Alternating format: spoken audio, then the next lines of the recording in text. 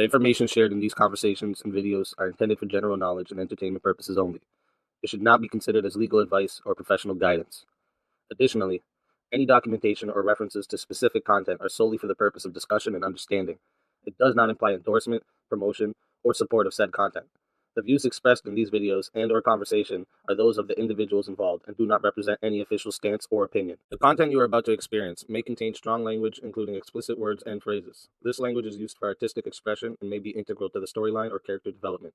It is important to note that the use of such language does not endorse or promote offensive behavior.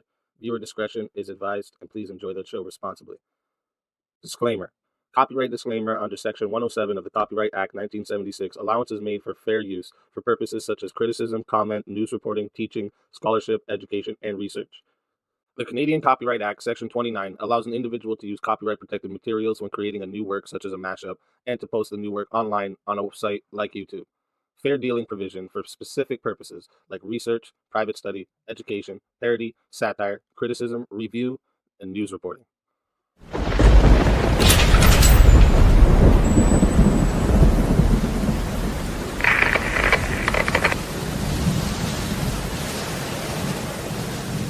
Speakeasy, why are you alive? Prepared. I get it. I was prepared this time, and you don't like it. Well, tell you what, you can call in next time I'm live, so you have even more time to prepare. And you're right, I was not prepared. Oh, his viewers came over here, my guy. That's what's up, huh? That's what's up, my guy. Woo, woo, woo. Is this the way you do things? Like you avoid when people try to ask you a real question? This is how you get around it? How is it a social construction? Women like men that get shit done, so men go get shit done. I fuck up the mood. They feel it, I kid it, I'm really just spilling the juice. 73 books over 1,500 years and different continents, different generations, all literally write about the same Jesus. Fuck up the mood. Now fucking these bitches is really just something to do. You got your mic in your mouth. Not a get it out of your mouth. It's not a take it out of your mouth. Hey, I'm gonna eat that ass. I promise. Give me 2 minutes. Tucking the two, I fuck up the mood. She wanted my pants the way that I dance, like the one from the wall. The 14-year-old sends Monty a picture. If he accepts that, that's okay. No, none of them should be sending it. Because fuck up the mood.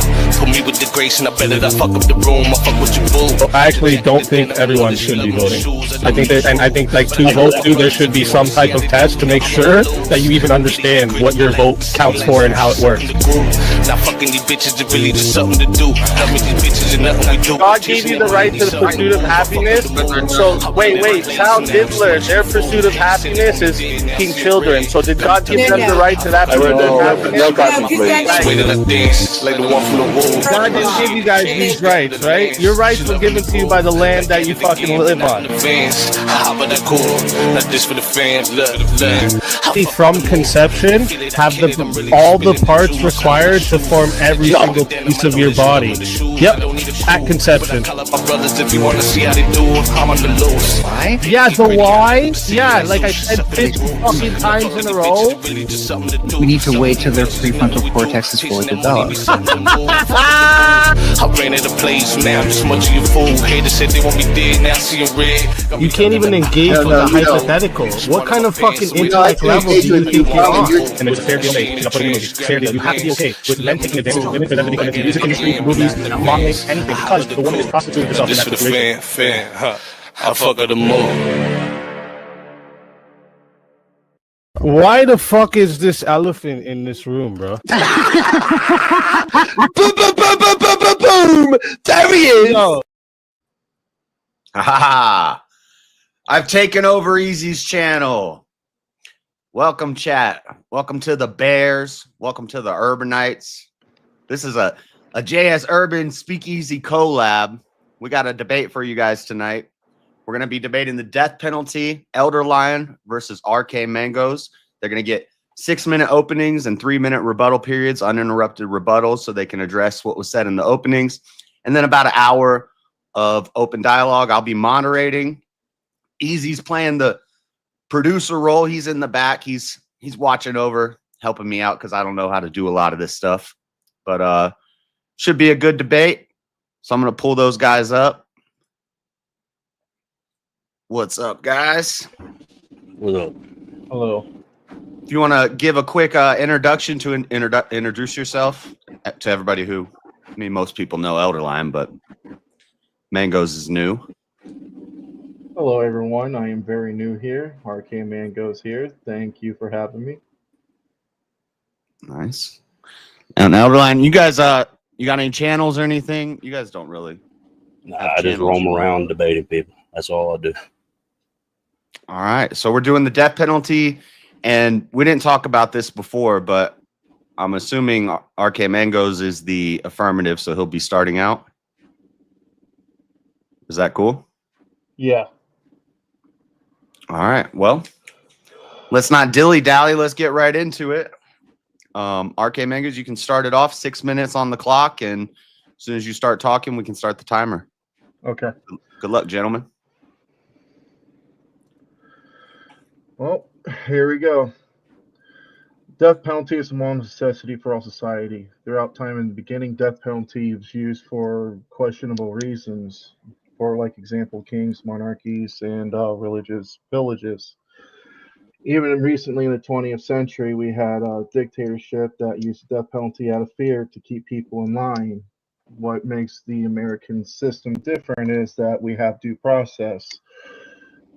Yes, there is some flaws within our system. There's wrongful convictions, and at the first beginning of when the death penalty was when 1976 they went through they reformed the reason why you would get the death penalty, because before then they were just handing it out like candy. It was less regulations for getting convicted or getting sentenced for the death penalty. So after 1976, it slowed down tremendously. It's around 1600 since 1976 to today, which is a significant drop. Also, for people who get convicted, there's also a large number of acquittals. You know, organizations like the Free Innocent Project, ACLU, contributed to a lot of those safeguards in the American justice system. Um, with that too, you know, mm,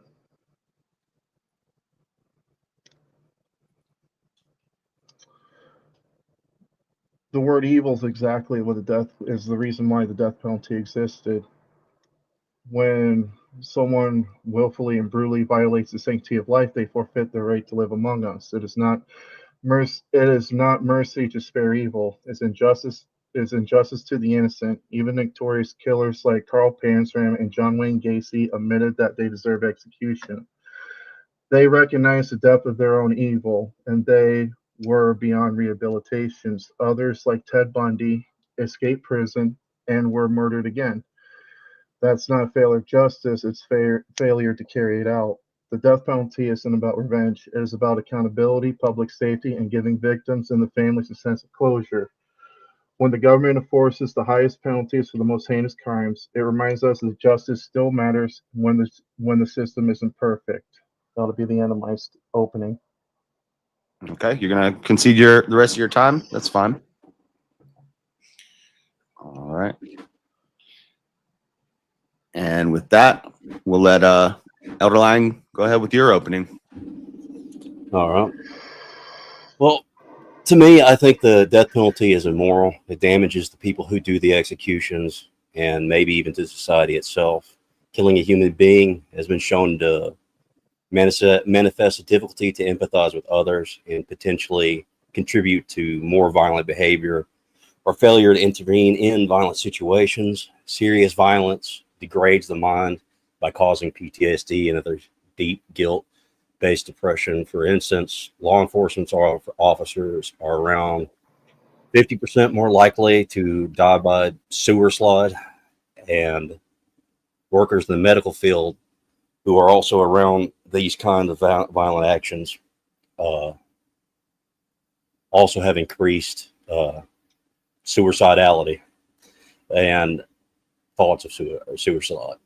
which seems to increase based on level of responsibility and specialities, including general surgeries. You know, that would be a pretty gruesome type of thing to have to witness constantly.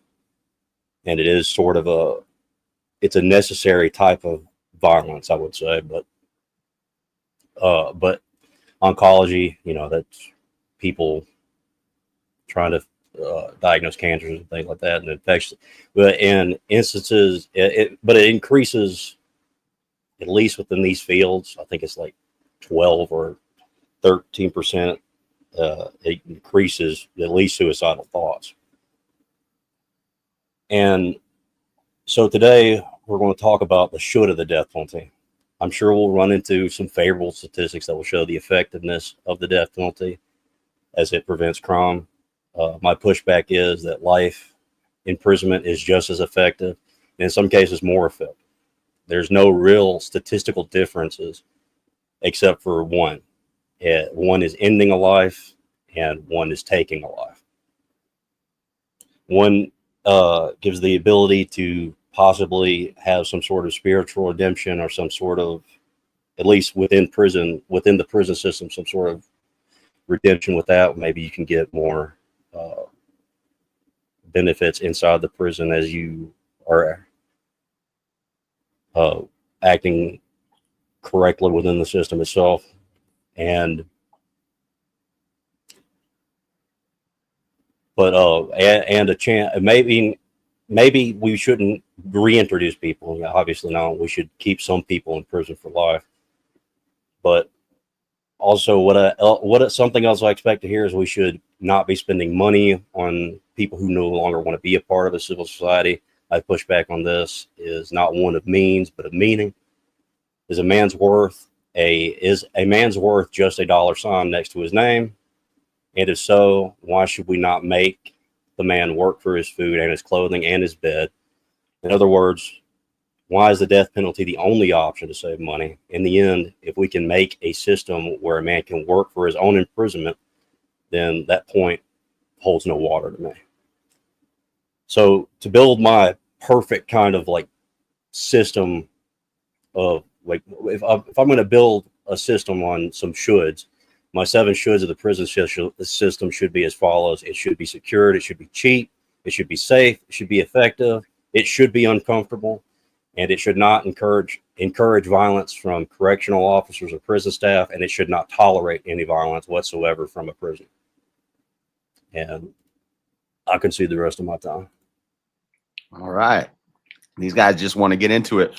Before we go into the rebuttals, I forgot I got to do a little grifting.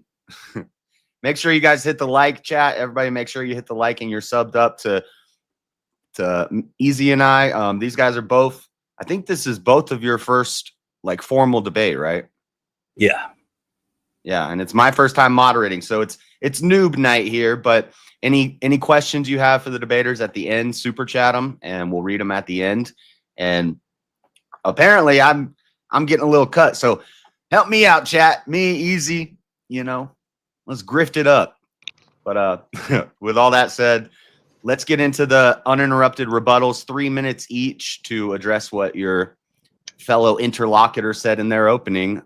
RK Mango, we'll start the timer when you start talking. 3 minutes. All right, so Elderlyon was saying immoral, something about immoral, killing a human being to contribute more, that somehow it contributes more violence. Well, I can argue just the same. It's like, well, are you promoting more violence too, allowing them to live when they're not rehabilitating, or they're impossible to be rehabilitated? Suicidality, I really confused about why you're bringing suicidality. I don't think that contributes to the death penalty. I am pretty confused at that point you brought up too. Life imprisonment is better. I got a solution then to meet an end. I'm willing to concede that's better.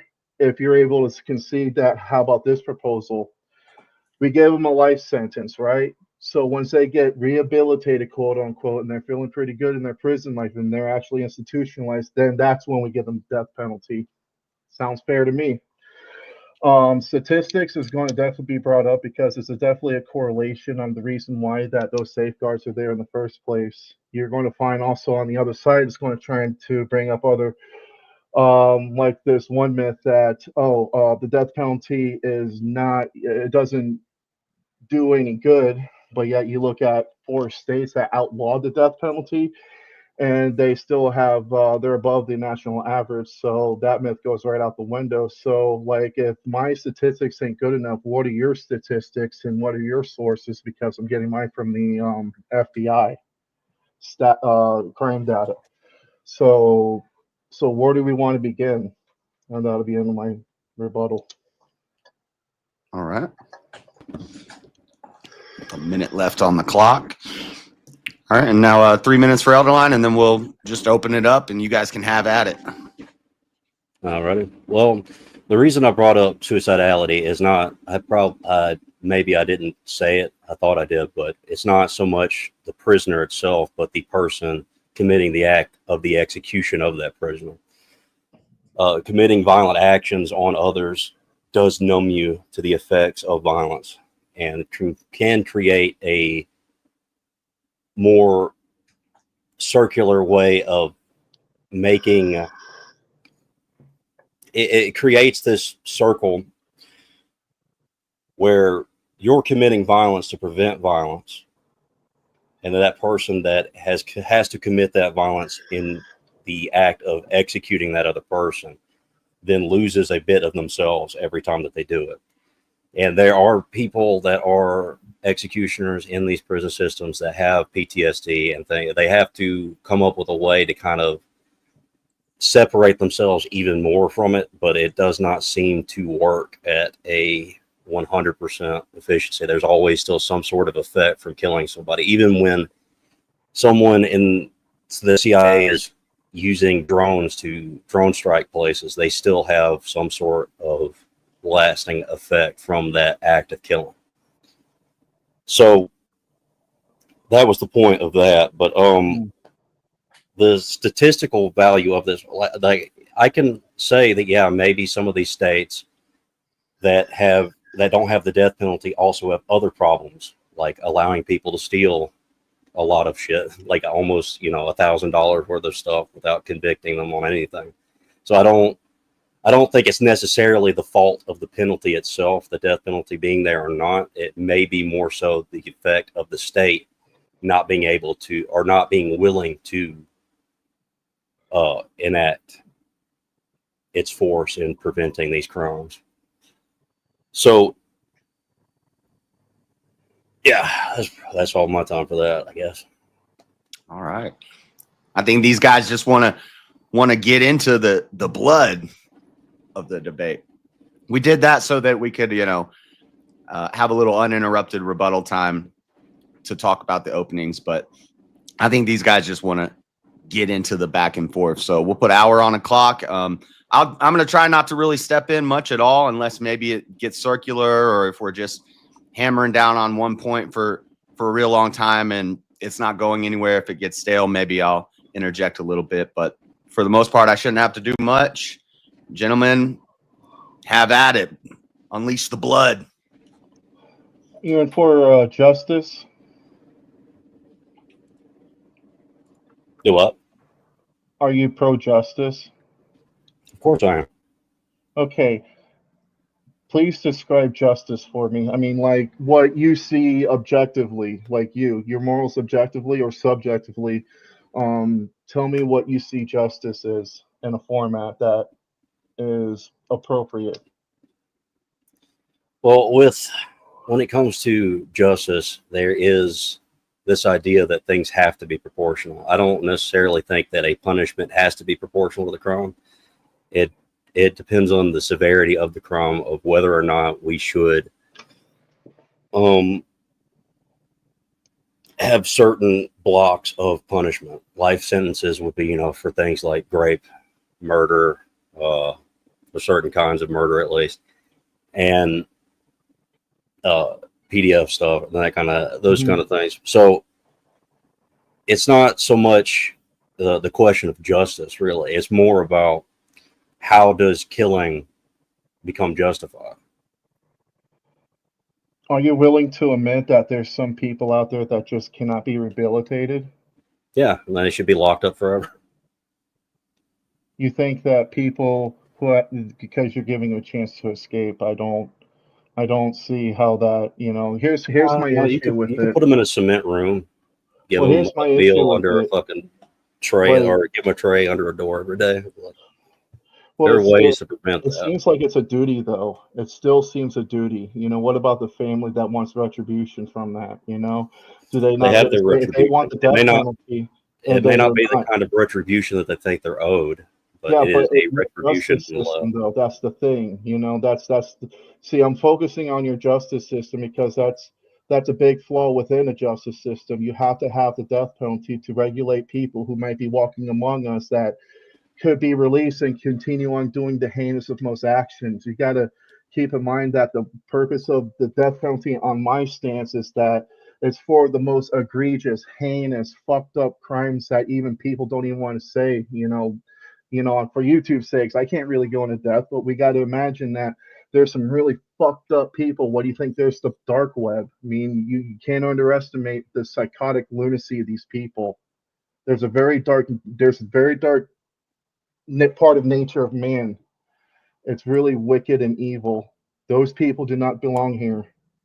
That's where I'm at. You go ahead. Yeah, I don't believe that they belong in the society that we have. They can be put in a cement room, given a bowl of rice every, 6 or 7 hours. But that could be Maybe. heaven to them. That's the thing. Like, you're just putting them right where they want them. Like, that's probably how psychotic. I mean, that's complete conjecture. All right, I'm Well, just then I going to be don't, very I clear. don't, well, I don't think that with a person like that, anything that you would do to them, even killing them, would be justice at that point. If you're using that as a way of trying to create a punishment that they don't like. I mean, all the punishments. There's going to be some people that are so psychotic, it doesn't matter what you do to them, they're going to remain the same. But I don't believe that we should damage the person who is responsible for the executioner based on this person's complete, insane, incomprehensible mindset. Okay. So your suggestion: lock them up till they rot, take out the dead body, and burn it. I'm in. Sure, I guess. Well, how about this then?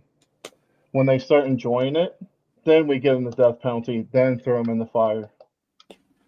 No, because I don't think that. I think that this Well, person. that'll be a good middle ground for you, though. Like you got what you. Well, yeah, got, well, we're not got what you arguing got for out of middle them. grounds. We're not arguing for middle ground. So we're arguing for two moral pillars that we're talking about. You're arguing for the act of killing being morally justified. I'm arguing for that I don't think that killing in this context can be morally justified.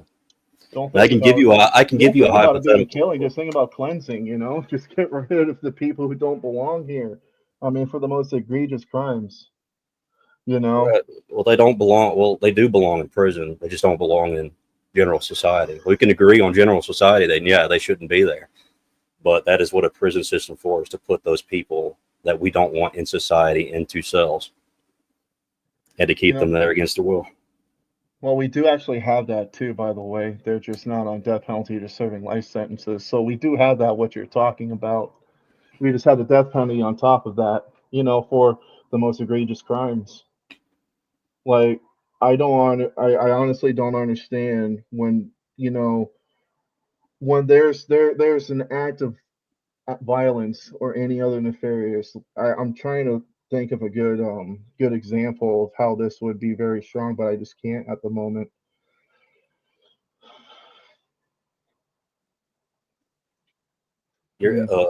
So repeat yourself one more time.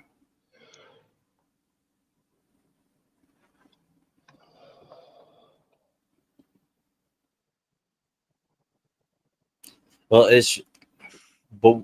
so what we're kind of arguing for is this idea that killing can be morally justified, but you're just saying that you want to do it because you want to do it. That seems kind of circular to me. No, that's a misrepresentation. No, I'm trying to get to the point that it's like it's more for justice. Right. And because even in your circumstance, we've done this to people, right? Lock them in a box, and they still find some way to escape.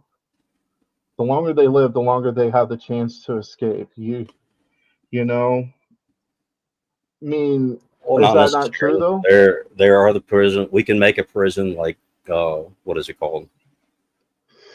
You can make island prisons. You can make very high security prisons that are borderline impossible to get out of. And so there can be prisons. There can be a prison that is built like Guantanamo Bay or something that's just absolutely impossible to escape from, or even island prisons where even if they did escape, it's not like they're going to be able to swim back to another island.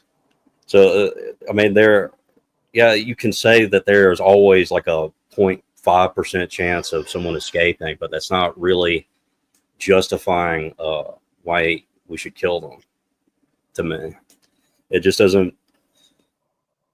Just because something can go wrong, just because there's minor circumstances where something could go absolutely, tit over tea kettle, then it's like,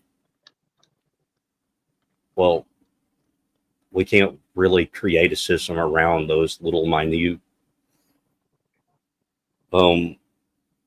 effects of what is just part of being within the system itself. Even within your system, there's still a possibility of them escaping. Yeah, but because we have the death penalty reduces that risk. I would, well, within my idea of putting them on an island of these really heinous people, where there's almost a 0% chance of them escaping alive, at least, then there could be a kind within that kind of system. It doesn't really matter because like it's probably reducing it even lower than the escape possibility on a death row in a regular prison.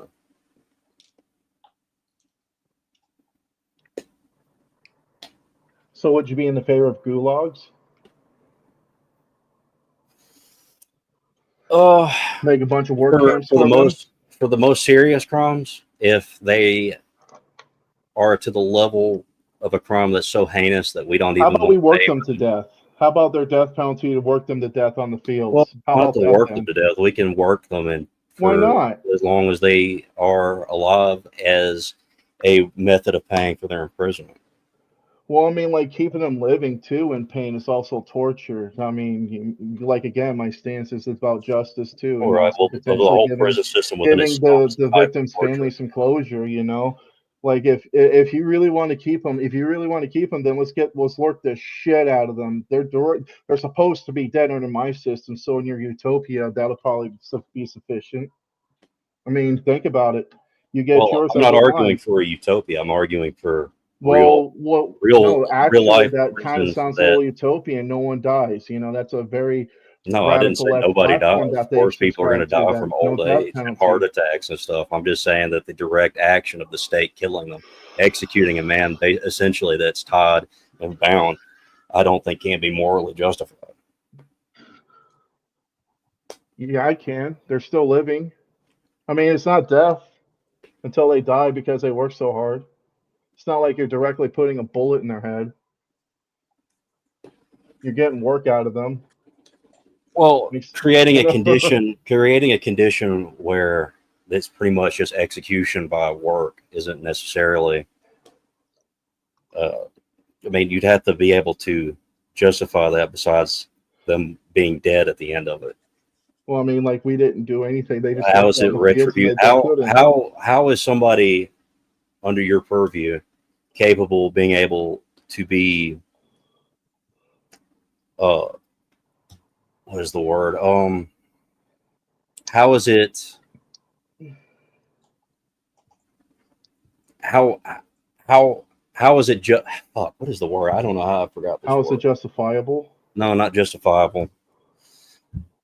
How does it contribute? How does it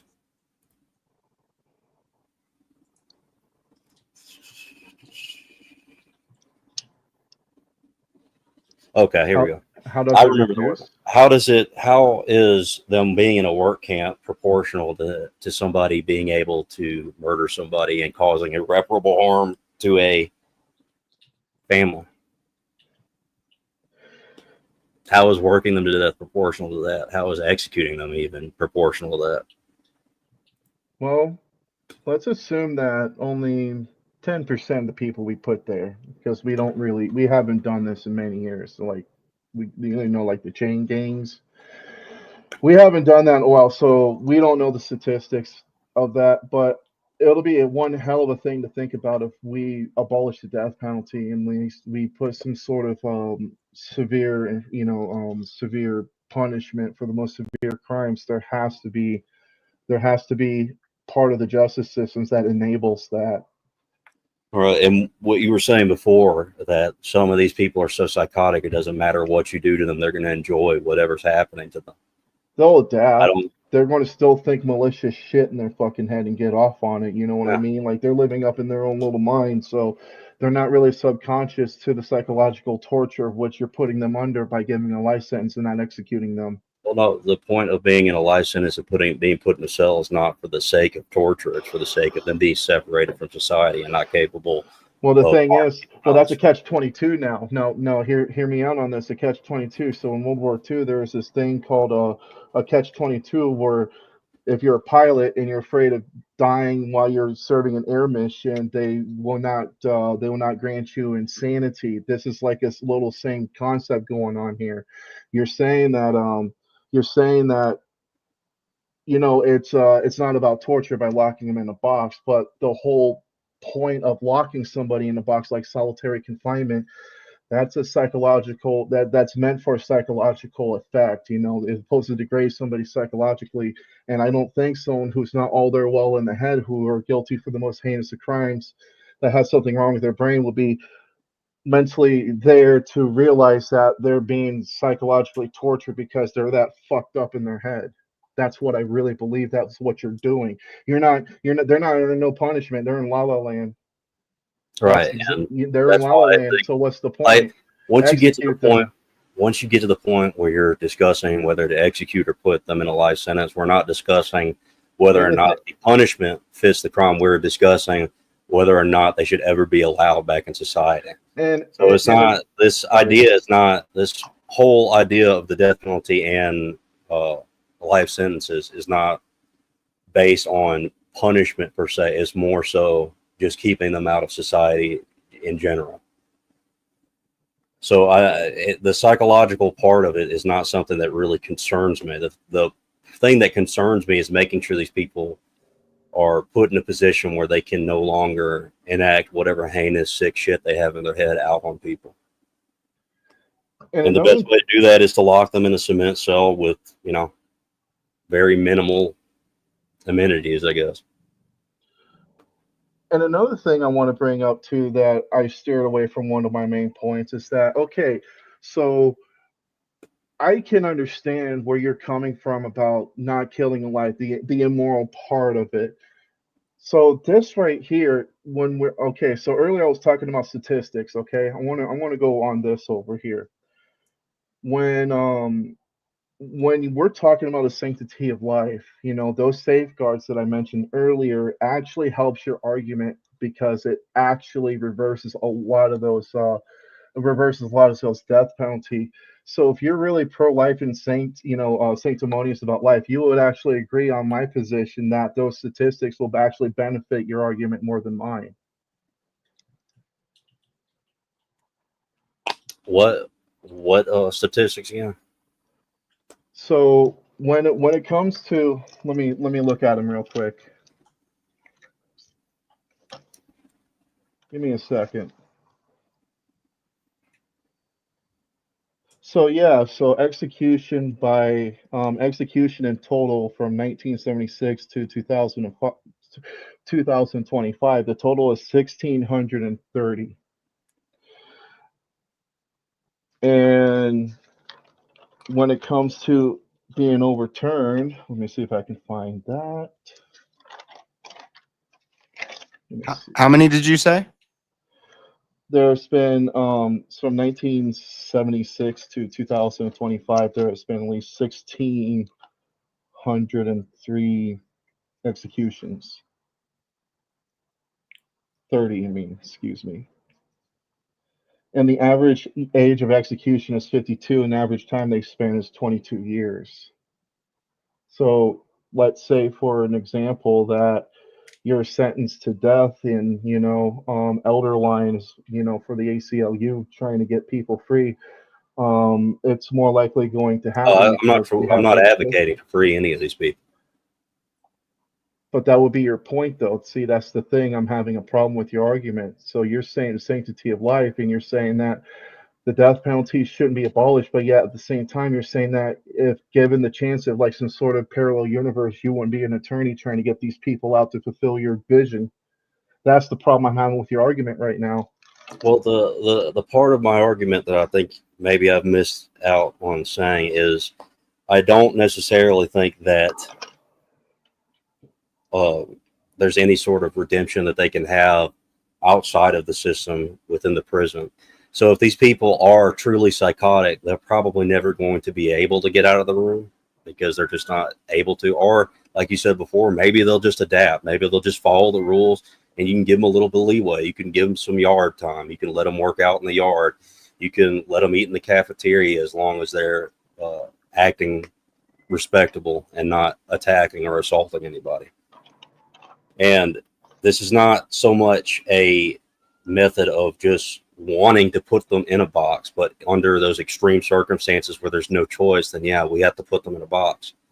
And hopefully, we can slide them a Bible under there, and maybe that'll help them out a little bit. Slide them a damn Buddhist book, maybe that'll help them, like give them something to read. Maybe they'll be able to sort themselves out, obtain the ability to become, at least somewhat stable. Maybe we could give a doctor in there to see if they have some sort of psychological issue, get them medicated so that they can actually, at least within the prison system itself, have some sort of freedom and some capability of living a life that is not surrounded and completely revolving around violence.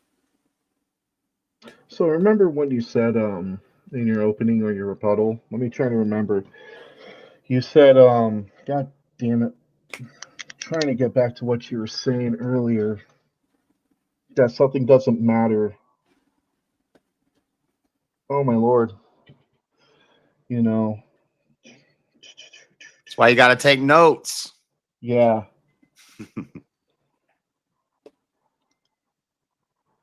Right. And I know what you're about to say, but the thing is, because for these extreme people that you're talking about that are mentally incapable of being able to be a part of any sort of system at all, even within the prison itself, just because I don't care whether or not they can does not mean I would not give them the opportunity to be able to do that.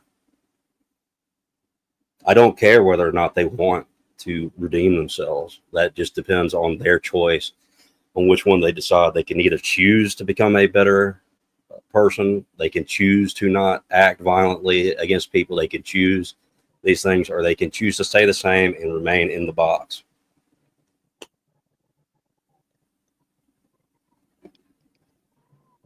Let's see. So I don't necessarily have to care about whether the person makes the choice or not to reward one choice and to not want the outcome of the other choice.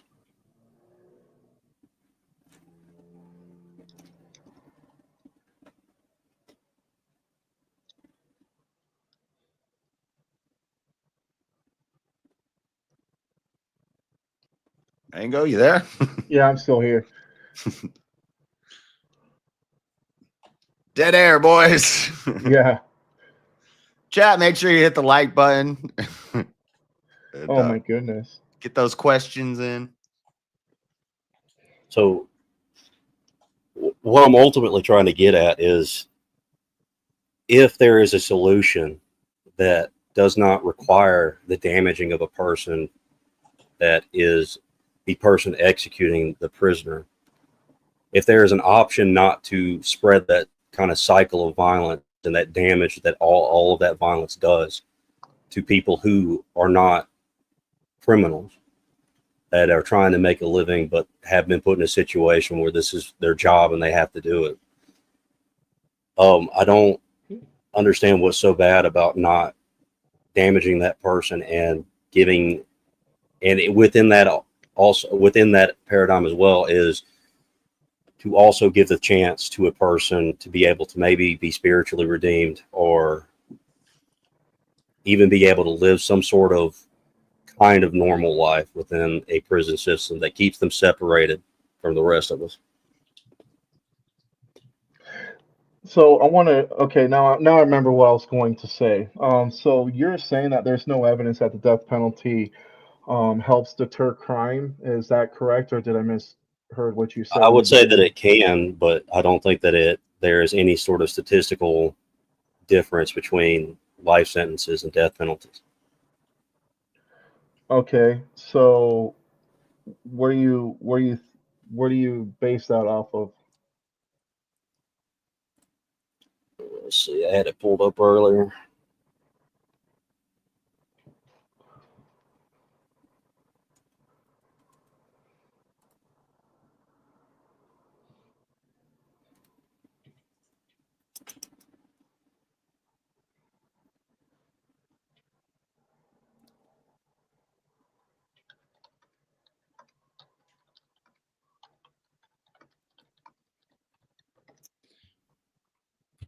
Why don't you give me your statistics? Because I'm having to dig through a bunch of shit now. Because send me in the back private chat, in the studio chat. Just send the link to your statistics. Yeah, give me a second.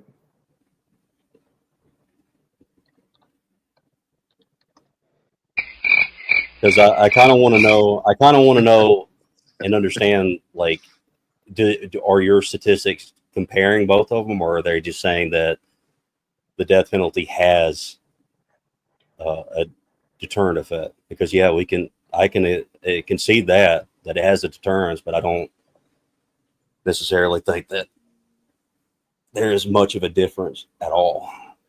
From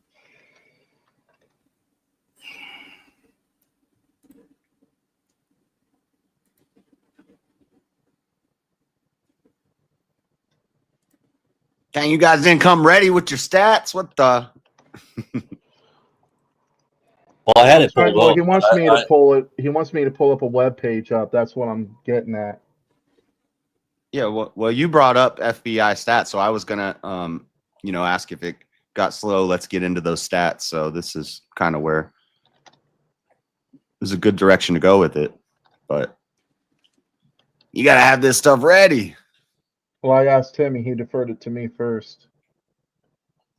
Right. Well, I'm thinking, because I looked at a bunch of different. I looked at the FBI stats, and I didn't see. I saw the stats on the FBI where it was saying that the death penalty is a deterrence, but I didn't see it comparing it to life sentences.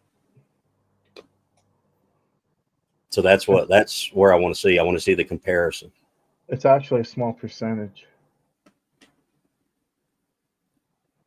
Yeah, that's what I'm saying. That if there's a difference, then it's probably a negligible difference.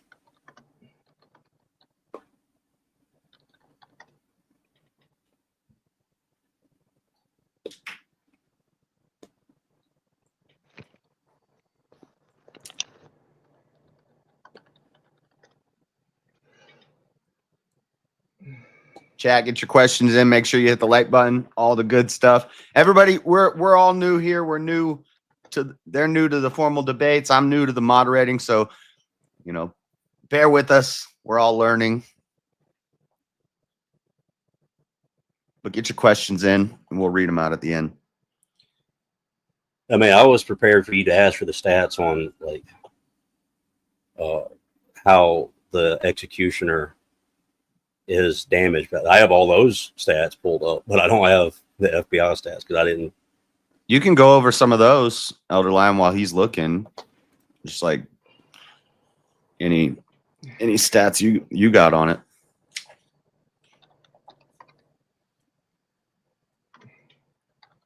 Let's see.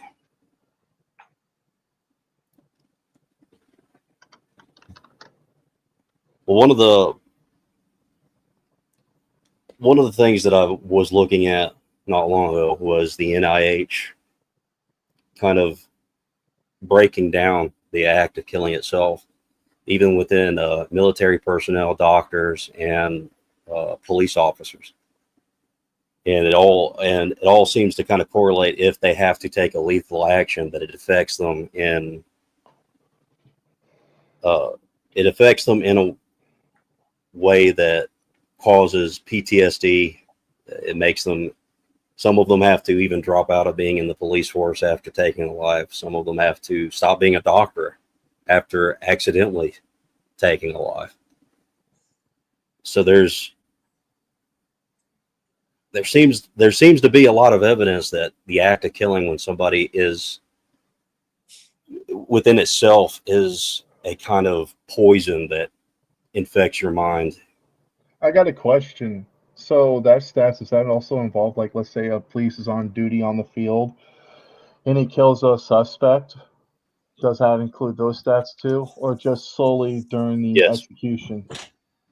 No, I'm talking about like just general police officers when they to take a life in the line of duty.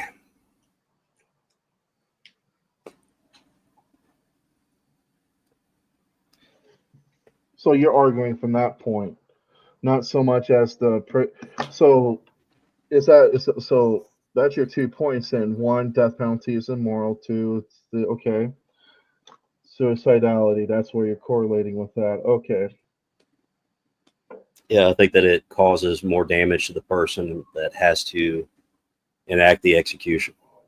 And So I don't think that the person who committed that crime is worth even poisoning somebody else and causing other people trauma when it's not necessary. But outside of that, you would be fine with executions? No. Okay. Because there's also the fact that I think that under the kind of framework that I've worked under through Christianity, that at least to some level, people have to be given a chance to be able to redeem themselves, even if we think that they are not capable of it. And we should give them the option. We should give them the choice. What you just said, where is that coming from? Where is that coming from? It's coming from say that question again. Yeah, your statement. Where did that came from? By the way, I'm having a hard time pulling up those stats. God damn. Well, where it comes from is this idea that I should be able to love my enemy to a certain extent, not necessarily want to be around them or associate with them, but give them a chance in a separate place to possibly be able to redeem themselves in a spiritual action. To maybe in this life they have to suffer through these things to change, and maybe in the life after this, that there is the ability that they can be fulfilled in that. And you're basing this off of your Christian values, correct? Yes. So what if I were to say Genesis chapter 9, verse 6? You want me to read that out? Well, that you can. I mean, if we're going on the Christian perspective, then there's plenty of things in the Old Testament and also right. in the Well, New Testament that talks about the death penalty. Well, I don't follow the Old Testament. I can understand that your concern is that the mental health of these people carrying out the death penalty, but it still doesn't. Okay, so under your Christian views, then that still doesn't eliminate for the necessity of the death penalty. It's sanctioned by God. It is sanctioned. It was allowed by God for certain circumstances. I don't think that it was there you go. It was allowed, but it doesn't. And a certain circumstances in the past, in a society that is not even comparable to the one that we have now. What do you mean? Like, is it better or worse? The society back then, it was worse. Okay. So that right there should help the argument that the death penalty is necessary. And again, the death penalty, from your point of view, was allowed by God. Because if it was allowed by God, not necessarily given to as a direct kind of commandment to do by God, but allowed by him, then it does not necessitate that he commanded it to be that way. Yeah. An argument from silence is not an argument. He's not telling you to do something just because he doesn't talk about it directly. And if he's allowing somebody to do something, then he can be, in a way, and in certain circumstances, even then, if God himself is the one justifying it, that is still a moral purview that's above me and my capability of understanding why that would be the case anyways. And it's also, I don't necessarily follow the covenant from the Old Testament. I follow the covenant of the New Testament. So you'd have to find something in the New Testament that repeats that.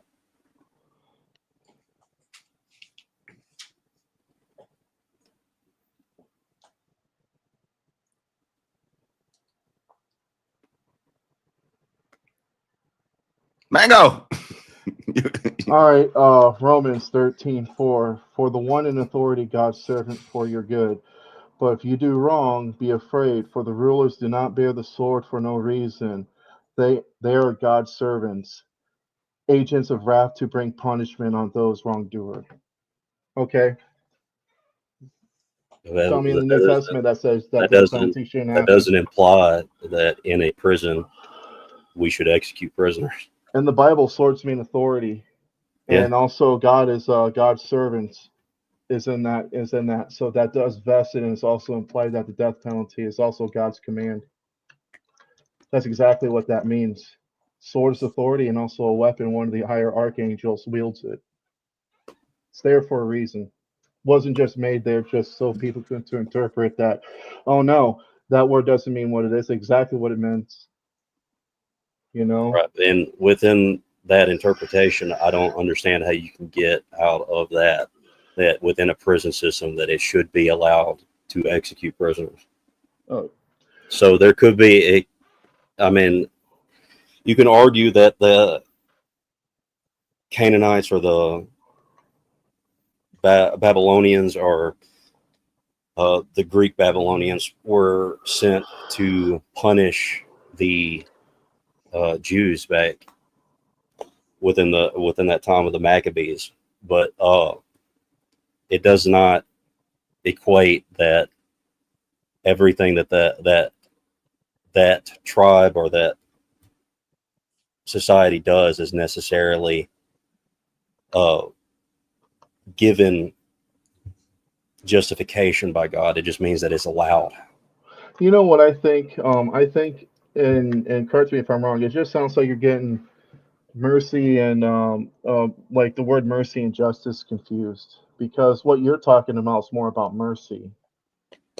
No, I'm for a more merciful. No, that's what it sounds like. I'm not equating them to the same thing. I'm saying that I can be more merciful in my justice. Well, in this argument, you have said before that there's people out there that can't be rehabilitated, and that's also going alongside. And within my merciful system, I would give them the option to either change. There's death penalty. The point I'm trying to make now is that even oh God, I lost my point. Go on. But within my ethical paradigm, within this system of my more merciful justice, it's not so much to force change within somebody as to give them the ability to change. Giving them the option, which is I think is more in line of what God does for men. Do you think that's really effective? It doesn't matter so much if it's effective. The effective part is separating them from society.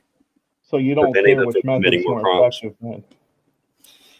I do care if it's more effective in keeping them from recommitting crimes. Because where my mind is going with the death penalty, I'm talking about a state sanctioned through the courts and all through the due process. I'm not equating the death penalty to where cops are on the field shooting somebody. I I don't think that should have the same connotations between those two. That's where the Right. What I'm saying issue is is, coming though, from, that because a police officer is duty bound to execute somebody if they are committing a heinous crime and they refuse to stop in that act of self-defense of trying to preserve the life of the people that they are attempting to harm. That is, there's a difference between somebody being actively aggressive and violent and being essentially bound and made helpless. so we're going to disarm the police. That's nowhere near what a Well, no. Yes, it does, because you're bringing up the stuff. You're saying part of your statistics involve police on duty shooting somebody. That's the death penalty. You're arguing against it, so you have to. So if No, that's I the think case, that then is you're a going to have to societal disarm the self-defense. police. I think that is a self-defense act within our Then why are society. you bringing it up against it? I mean, like that's Because now I you're think there's making a me difference. I think there's a How does difference that between help? self-defense and execution. Yeah, but you're One, saying one is somebody pressuring you into a no kind of option scenario where you have to defend yourself or you have to defend somebody else. And another is somebody being bound and made helpless, and then you just killing them just for the sake of killing them. Then why are you bringing that up as your statistics, though? I mean, like you said that. Because what I'm talking about is the executioner himself. He is the one that's being affected by having to execute the prisoner. But yet you want to get rid of that, right? That's Yeah, your argument to get because rid of it. Then you got to disarm the fucking police. That's how that works. You can't have two ways at once. No, That's because once again, yourself. there's a difference between somebody being bound. No, you just There's said a difference between somebody being bound and somebody. No, because you're trying to against the equate death self-defense. You're trying to and then equate you're using self-defense your to argument as for execution. police use not they're okay to use their weapons, and you're still calling that the death penalty. Yes, to preserve If the you're life, against it, they don't get their weapons of the taken away. law-abiding That makes no citizen. sense. To preserve the life of the law-abiding citizen. When there is somebody that is bound and no threat to anybody else, I don't think that there is a point to executing them. Then under your moral guys, you have to shift the goalposts of what you consider the death penalty. In this case, that if you're saying it's in defense of other people, that's not the death penalty then. Because I can't see how you're going to argue saying that you're trying to when somebody is being executed, they're being put in a gas chamber or an electric chair. When they're being put in a gas chamber or an electric chair or lethal injection, this person is bound and completely helpless. There is no reason to enact an over. There's no sense in overacting within this kind of violent paradigm where self-defense somehow becomes the same as executing someone who's helpless. The point of a police officer sometimes being forced to kill somebody in the line of duty is to preserve not only his life, but the life of the law-abiding citizen that is being harmed in the situation. Okay, so you're saying police officers can carry out the death penalty on others, but not no, because I don't think that's the same. I don't think that self-defense is the same thing as execution. You're going to have to explain to me how it is the same, how execution of a person who is helpless is the same as somebody defending a life in the line of duty. Who's helpless? The prisoner is helpless. He's imprisoned. He's bound. But he's been condemned, though. He had his due process.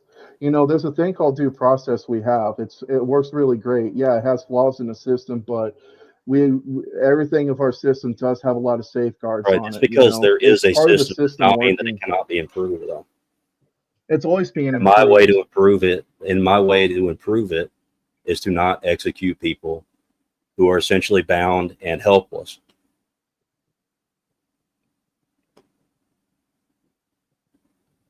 But yet you said that you wanted to put them in a box. Yeah. Bound and helpless. What? Yeah. Oh, okay. I see. That's part of being bound, and that's part of making them helpless. Yeah, but you don't. It's okay so you just want bound and helpless in a box, but not bound and helpless to bound helpless in a carry out box, an execution that they deserve after due process. You believe in Bound, due process? yeah, So I let's believe go in to due this. process, but I don't Let, necessarily think that the death let's go in penalty is this direction justified. then. Do you want to? So let's go in this direction. What due process and what are the criteria to due process for somebody to be? Let's say that they did something, and under your worldview, in this perfect world of yours, that there's no execution. What what's the due Well, it process doesn't for require a that? perfect world to not have executions. There are plenty of countries, plenty of states that do not have the death penalty. So it's not a perfect world scenario. If it's not a perfect world scenario, then you shouldn't take the opposition to the death penalty. Because So an that imperfect makes world no means sense. imperfect people that cannot be rehabilitated. That should not be walking amongst us.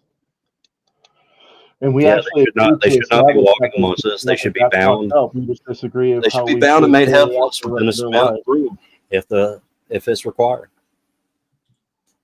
I just say, bring the death penalty, man. I don't know why you're opposed to it. You mean like, Well, I've like explained to you you said, why I'm your opposed to life, it. they overturn a lot. Oh shit, yeah, they did overturn a lot of those convictions. Let me see. Right, and just because it's overturned does not argue from a point that I think that all of them. It does not argue that all that. It does not discount my worldview of that none of them should be executed.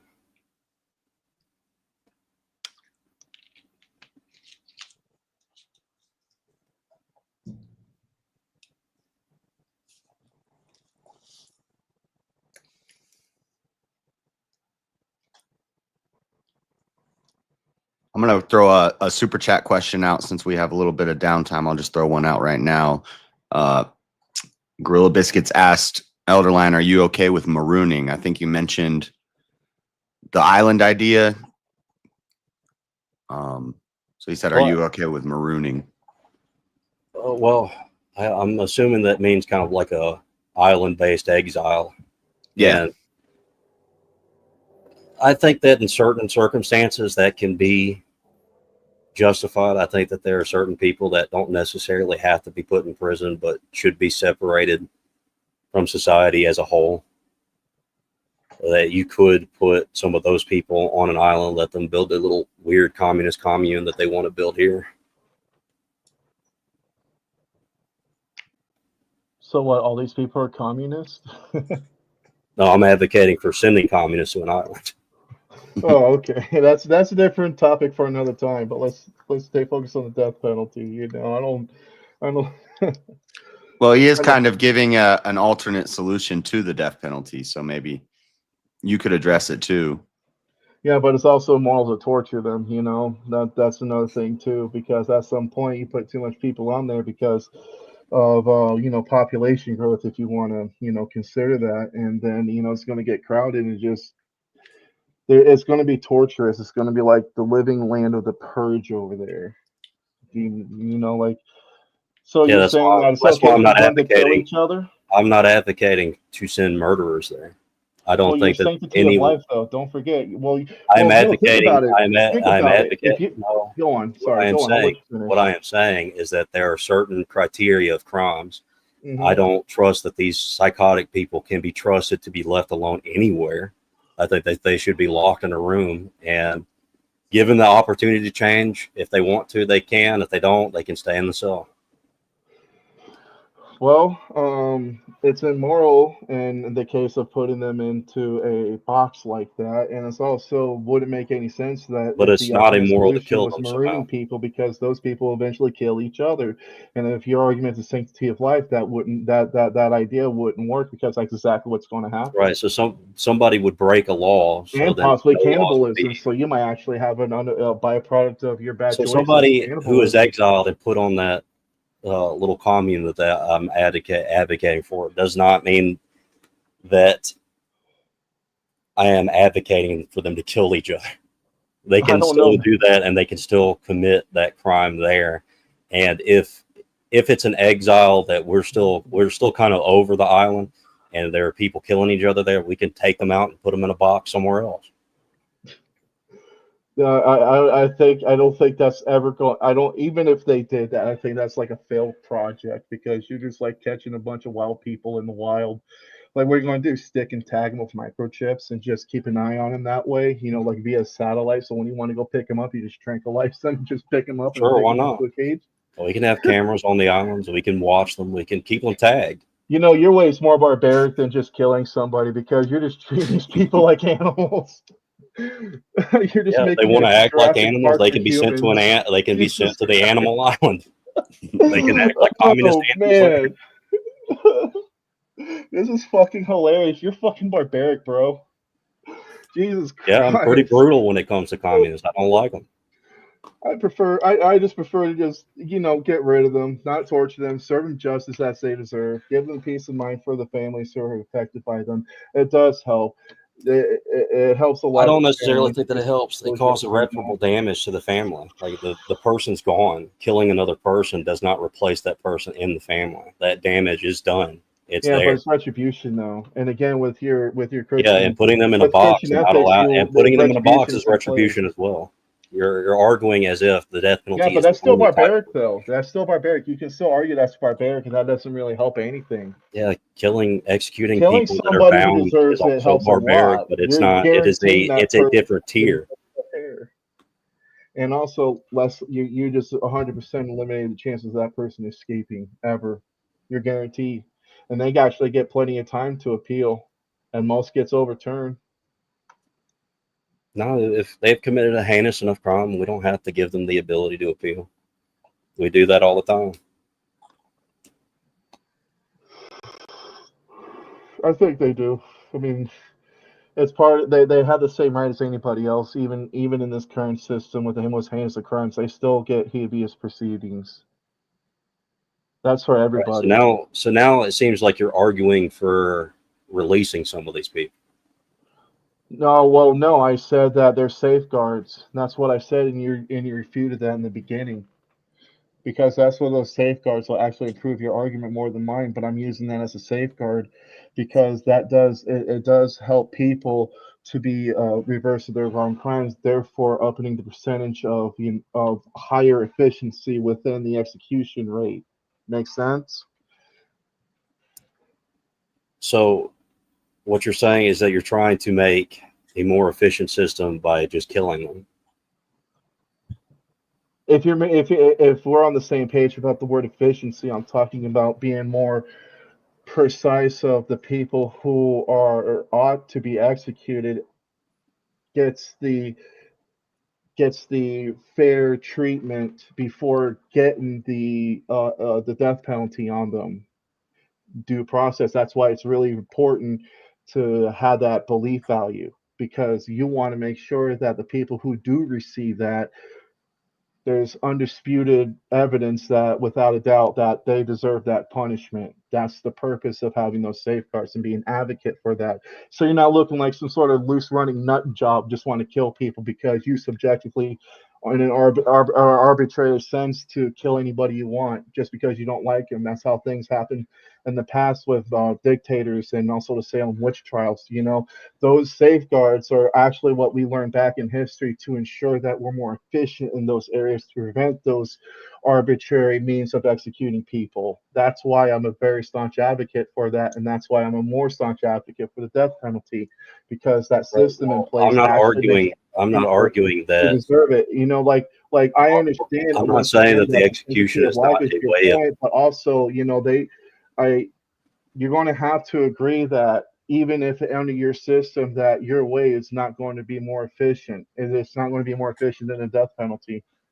There's no way. Right. It's They're impossible. both not more or less efficient than each other.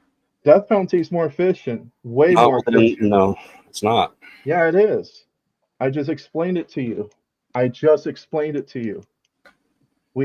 you explained to me is that within this system that we created over time that we've made it less likely that someone innocent is being charged. That does not refute what I am saying at all.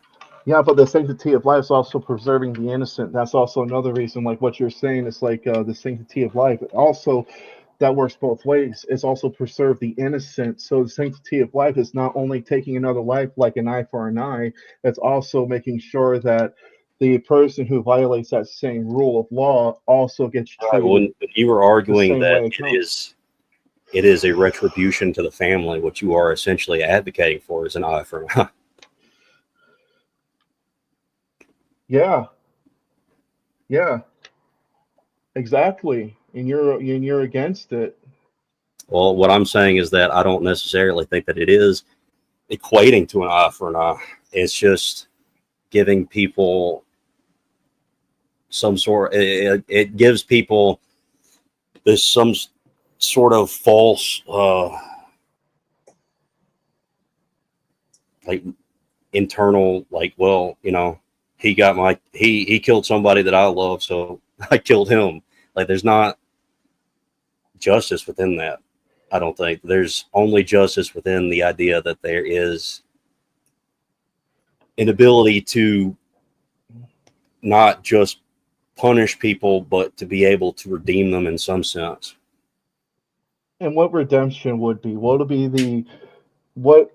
Yeah, tell me what your version of redemption is for these kinds of people. Spiritual redemption. I'm advocating for priests and members of the church to go there and to have liturgies and stuff for these prisoners. I'm advocating for these people to have all the spiritual sacraments that they are allowed to have, or we would be capable of allowing them to have in this kind of system. I would say that I would allow them to have all the sacraments if they have a good repertoire within the church that is within that prison. Mm. So you'll just basically make a church, you know? We're just talking about like what do they call those? Church, like a community, like one of those. Yeah, So it'd be so make a prisons full of church a theocratic community. penal suit system. You know, we already have that. We already have that. So how does that mean How do we anything? already have that? Now you're going to have to justify that. You're going to have to explain that. Well, we have Bible programs in prison. Right. You And know, Bible study in prison and chapels. I don't necessarily think just the Bible is enough to redeem somebody. I think that's actually anti-biblical. But they do have that though. That's where I'm confused. Like As what far you're as I saying, know, there's no everything you're system basically that saying allows is the that we already sacraments. have that in our system. That's the issue, you know, like we already have that in our system. I mean, that should be fine because not everybody who gets a felony or a murder charge gets the death penalty. Not everybody. Yeah, we're not arguing about those people. Huh? Well, what are we exactly arguing here? Because I'm We're getting, arguing the death penalty versus life sentences. yeah, and I mentioned before that doesn't really mean anything from not giving them the death penalty.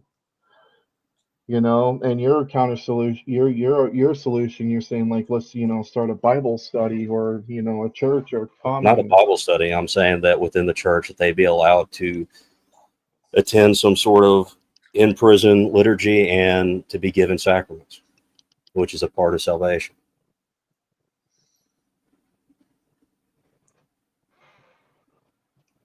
You think that I'm arguing for just any church. I'm not. I'm arguing for what I perceive as the one true church.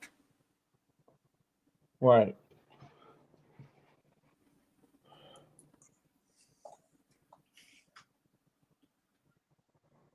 Four minutes left. Well, about a little under 5 minutes left, guys. So put a ribbon on it.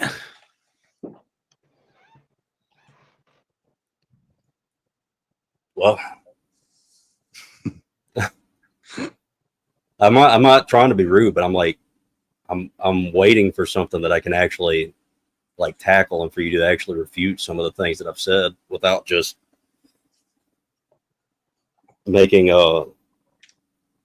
assertions that you're better because, or that your side is better because it's the death penalty. That's all I've kind of been hearing so far, at least in this last little bit.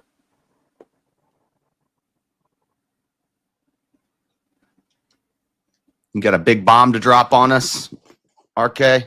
What do you got? The final push. Yeah.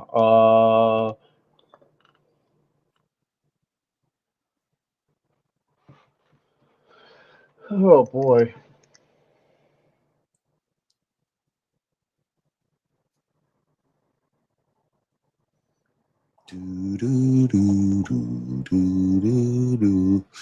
Get your super chats in chat. Super chat. Any questions? Support the channel. I mean, if you're done, we can just Yeah, go. if you guys want to just go to closing, because Yeah, I got nothing else right now. all right, all right, that's cool. And then after, if there's not a lot of questions from the chat, I have a couple questions, and I'll throw them at both of you. I just didn't want to get too involved during the debate, but we're gonna do closing statements. I think we said what 5-minute closing statements maximum. And RK started, so he will finish. And so we'll start with Elderlyon. You can, are we doing 3-minute closing statements? That's fine. 3 or 5. 3's fine. Yeah, and if you guys, I think you'll be good with 3-minute closing. So Elderlyon, you can start off your closing. Right. So my whole argument this entire time is that just because the death penalty is efficient, it can be as efficient as life sentences. That kind of equates into the idea that the act of killing itself actually doesn't do anything but harm the executioner that has to fulfill that role within that system. And I've not really heard anything that really refutes anything that I've said. I've just kind of, I'm not trying to be rude, but a bunch of straw men and a bunch of kind of trying to create this equivocation between self-defense and execution, which was never really explained at all. Yeah, with that, I'm done with my time. All right. And RK, wrap us up. Close it out. So during this whole debate, we were establishing the merits for the death penalty or not the death penalty, against the death penalty.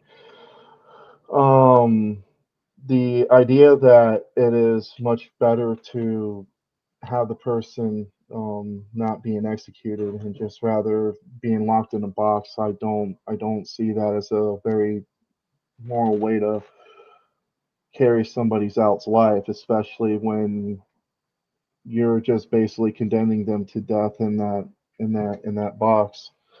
I try to address the impacts of the death penalty of its due process. There's definitely benefits to the due process that was mentioned earlier. There's really no evidence that his system would actually work. And that's all I got for now. All right. Well, thank you guys for the debate. Chat, put some thumbs up in the chat, put some W's in the chat for the debaters. It was their first formal debate.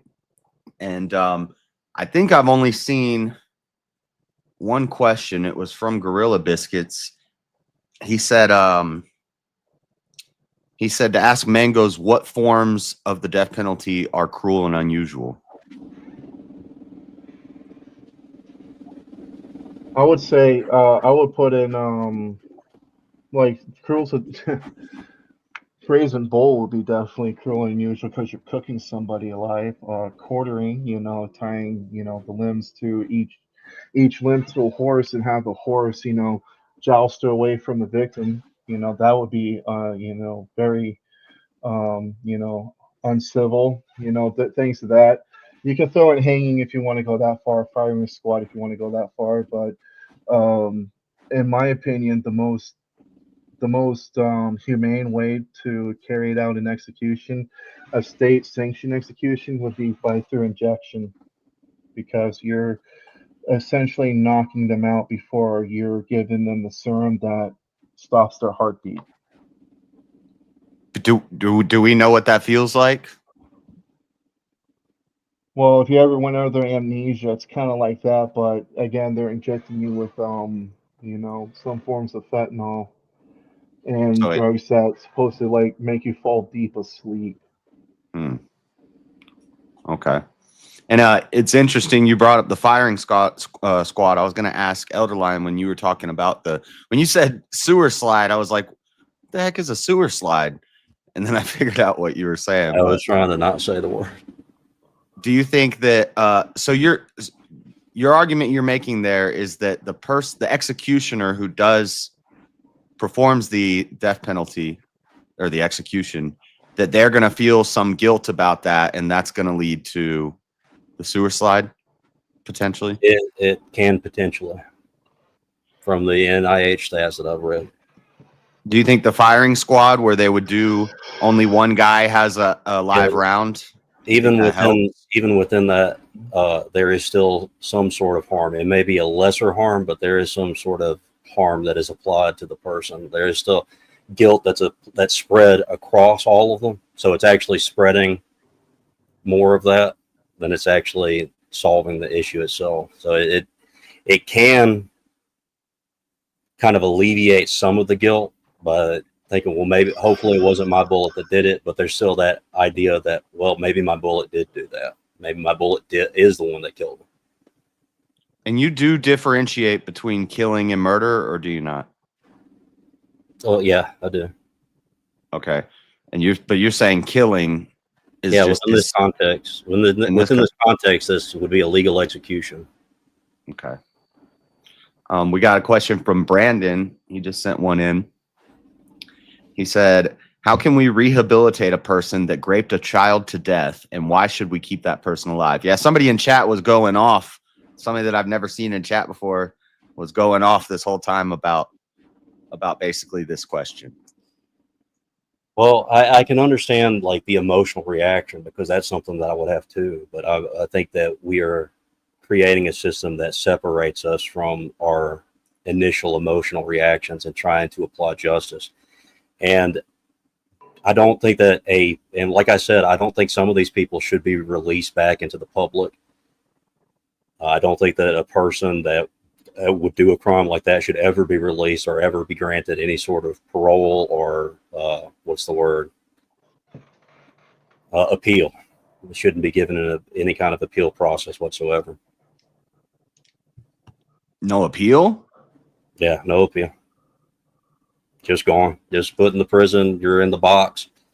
And maybe you can make a better life for yourself within that prison system, but I do not want you I don't want children to be exposed to you ever again.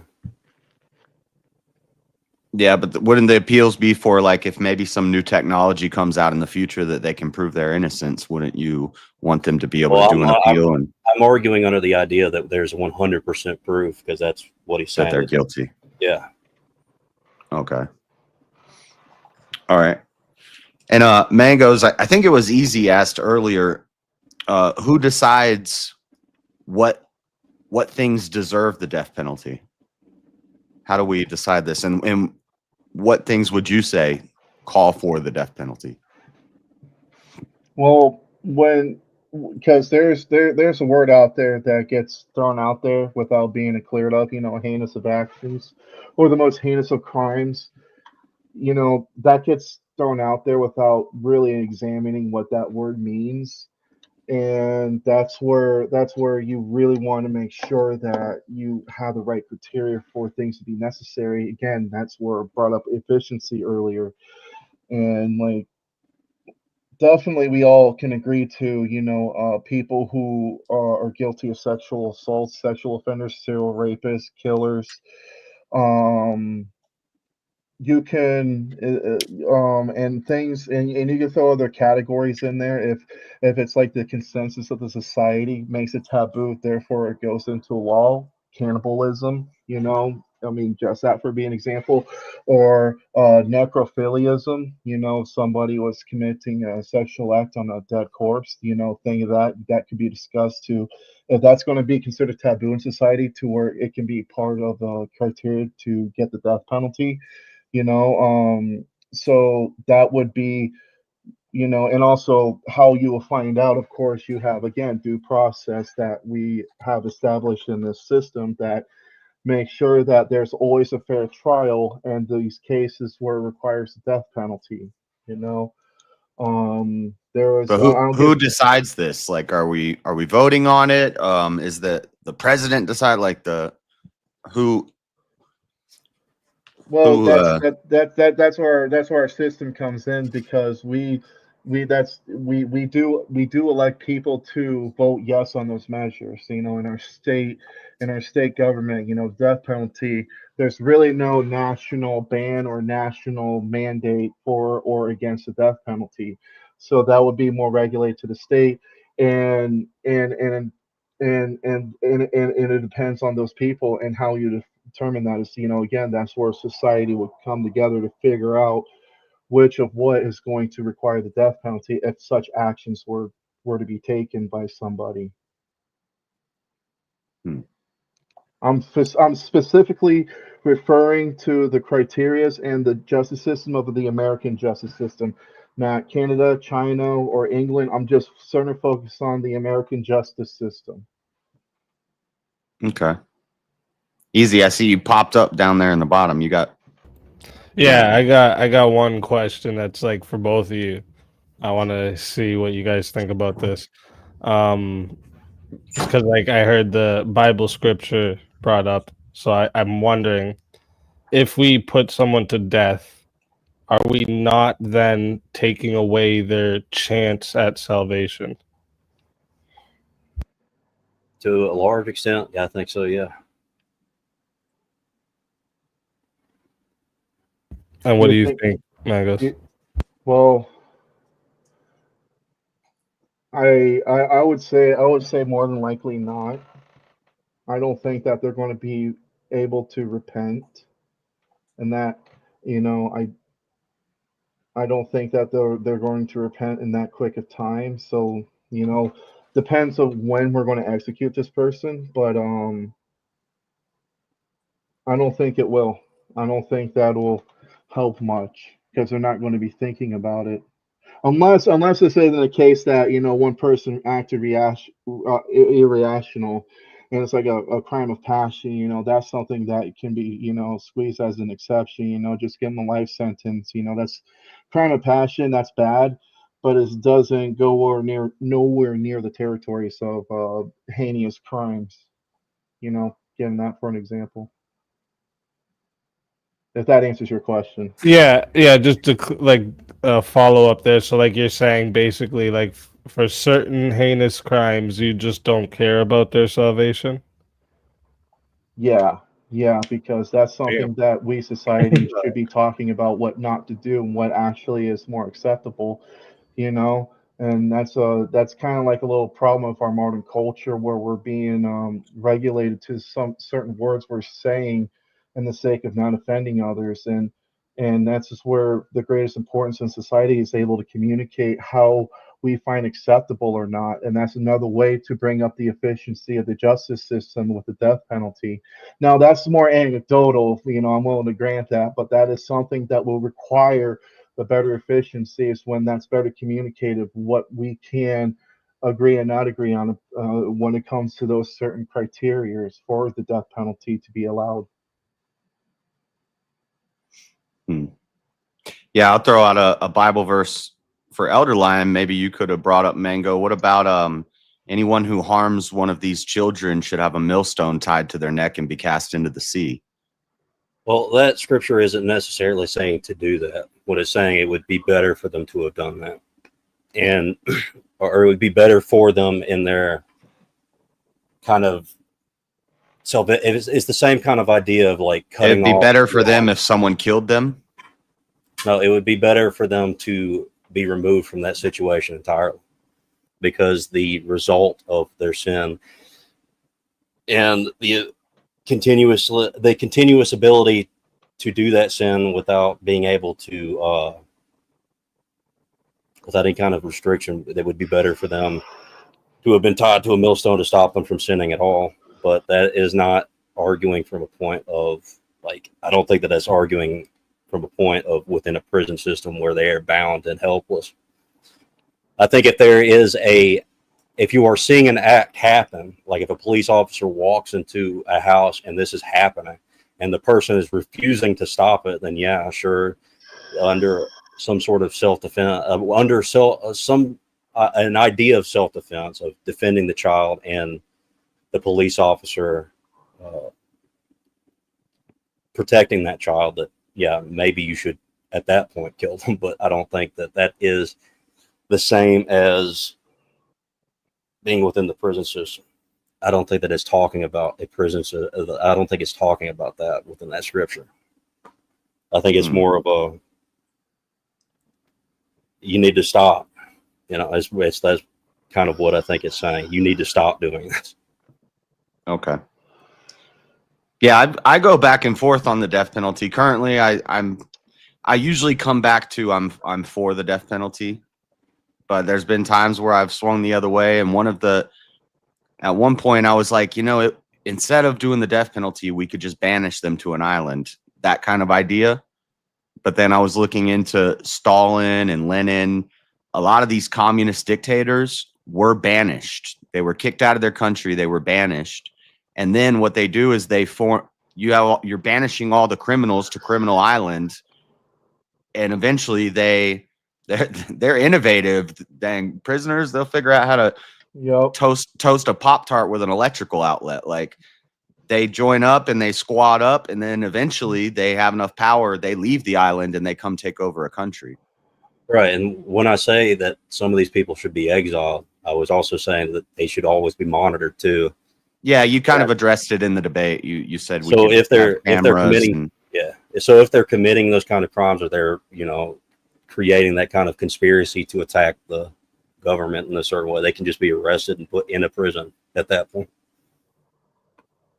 And then I have one more for Mangoes. At one point you said torture is immoral. So torture is immoral, but an electric chair isn't? Or a lethal injection isn't immoral? So they're trying to ask me which is more moral?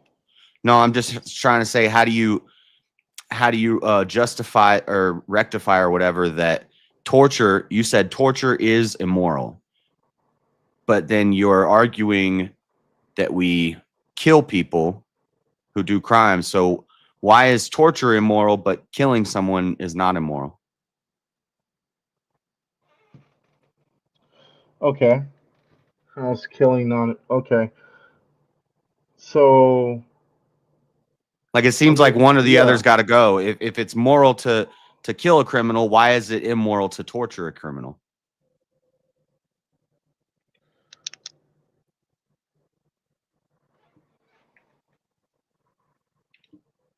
I just converted him to a torturer. Yeah.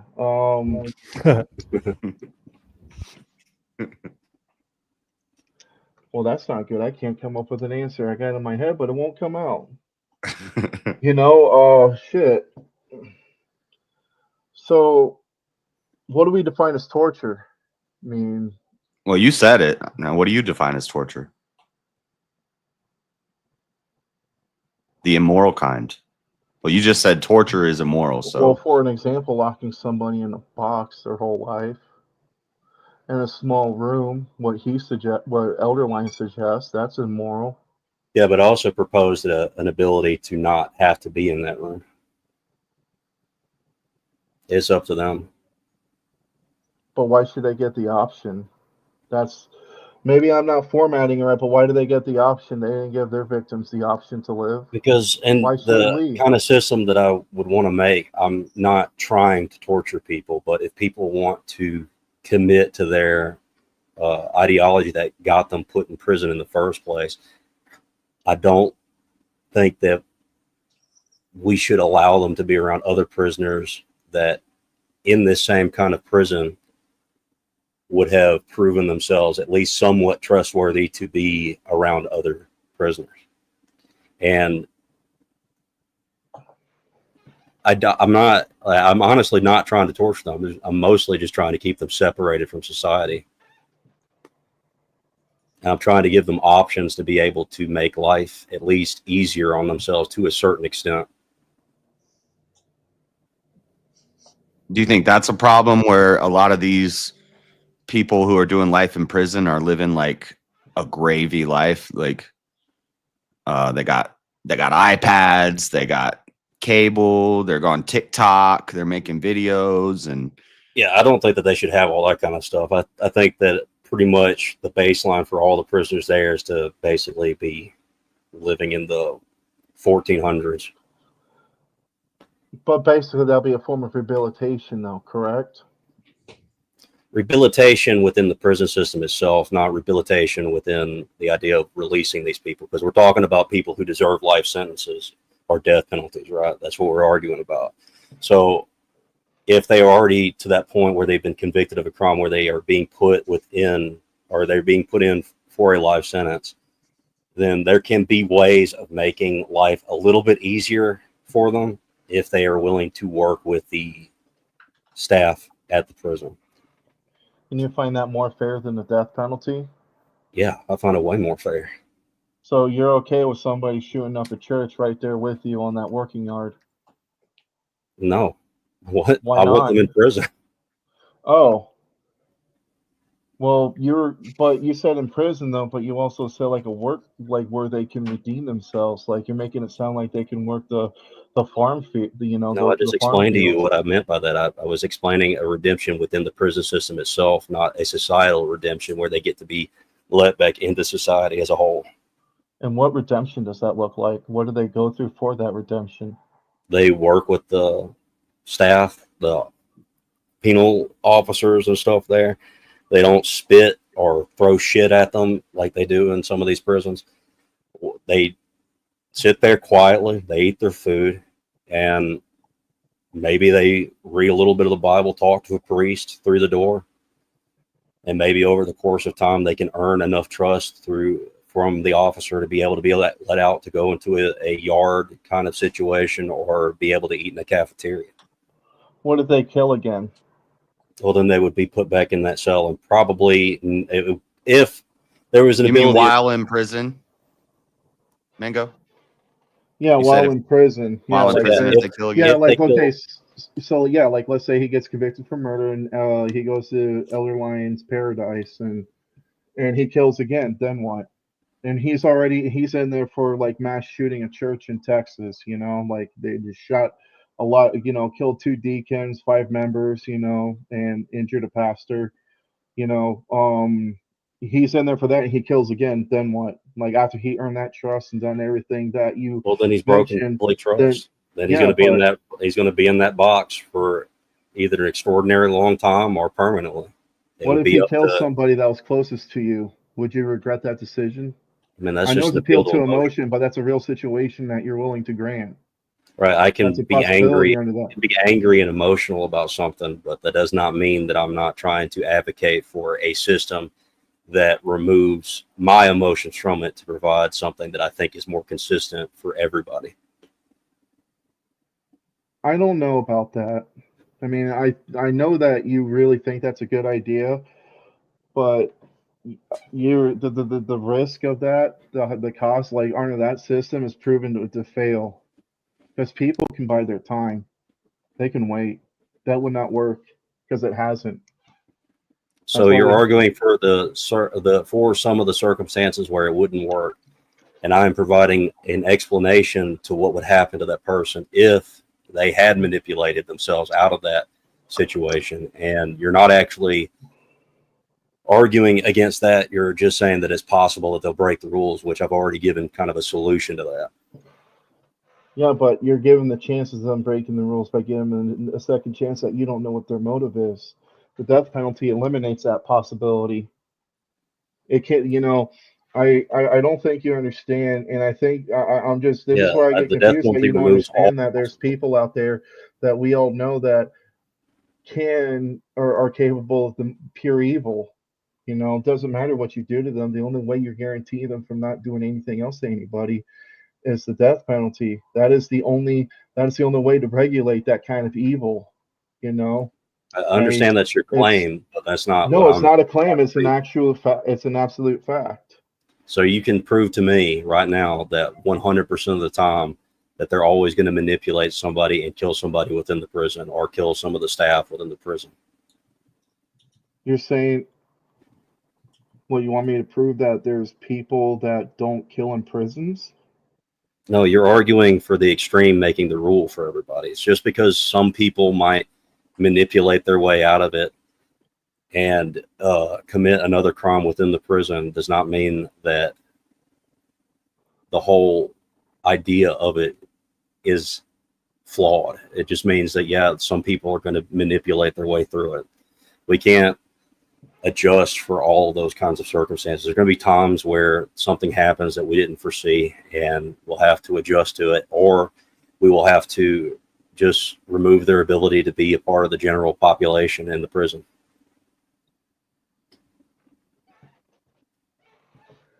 I just find it astounding that you allow manipulation to take place by people who deserve not to, given the opportunity. I just don't. I can't. All right, I'm not saying that I want them to manipulate anybody. I'm saying that the people that would be talking to them, maybe it shouldn't be the prison staff. Maybe it should be a psychiatrist that's constantly talking to them. Maybe it's a priest. Maybe somebody that's able to kind of discern this person's intentions with what they're saying better than the average person. So there's ways of reducing that. But if you're saying that I'm trying to say that it's never going to happen, I'm not saying that it's never going to happen. But what I'm saying is that just because one person has the ability to do that and does it does not mean that that should make the rule for everybody who wants a chance to at least live a slightly more comfortable life within the prison system. Well, you know how it not works, and I'll prove it to you right now. Take for Gen Pop for an example, especially in people who are believed to be felons. They kill each other, and they're in Gen Pop while in jail. That's how it won't work. I mean, if you're going to tell me that it's better to give them a chance, a door open for some sort of quasi rehabilitation program, you're going to basically running into an awkward situation where society is going to shift that focus. Like, let's say, for an example, society goes off of your platform, and within a few years, when when people don't feel like the justice is being granted to them, you're going to see a big overturn on that. That's how the death penalty really impacts of how we determine who should be here or not. And I'm sticking with that. Like 77% of the people who advocate for the death penalty are okay with life sentences too. That's fine. That's why we only reserve it for the most extreme. Well, I'm saying, yeah, that's what I'm saying. It's not. So you're arguing that from a position of kind of like a slippery slope argument that because I do this and if it doesn't work out because you think that for whatever reason that you brought up, that it will then shift and change the society as a whole and then bring back the death penalty. Okay, I'm still not going to advocate to bring back the death penalty. But that's exactly what would happen in this fictional world. Well, you're trying to say that mine is like a fairy tale, but it's really not really a fictional world because there are states that don't have the death penalty.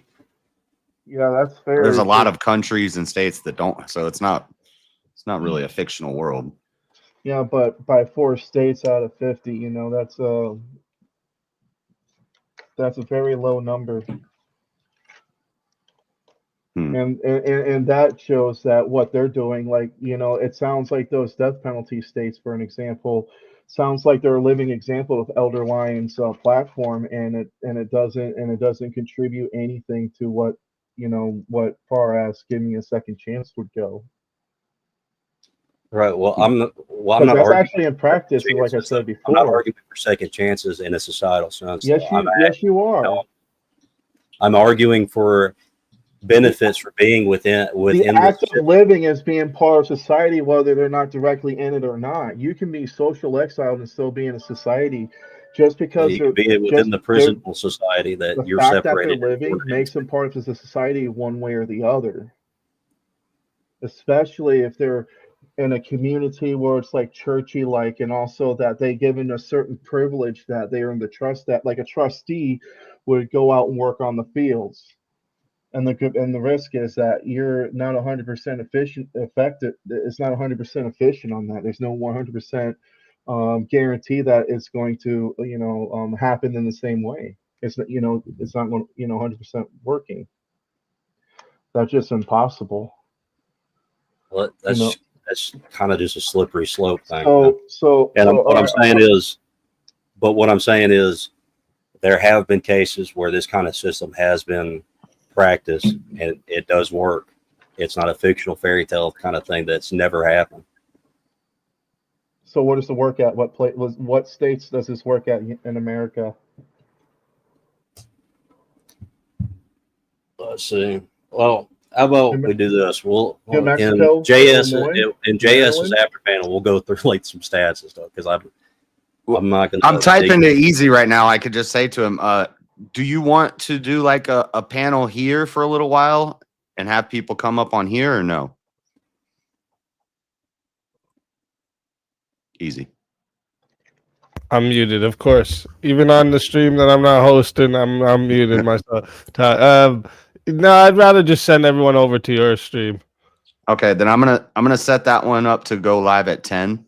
So in 14 minutes. So then and then we can set up the raids to go over there. Okay. While I do that, I wanted to ask you, Elderlyon, and I see what do you think about the military? Like, if we send soldiers over to a country and they're going to kill people, aren't we like condemning them to a death penalty? I don't believe in any sort of active, aggressive, expansionist kind of war. I only advocate for defensive wars. So it would. So yeah, you could. Yeah.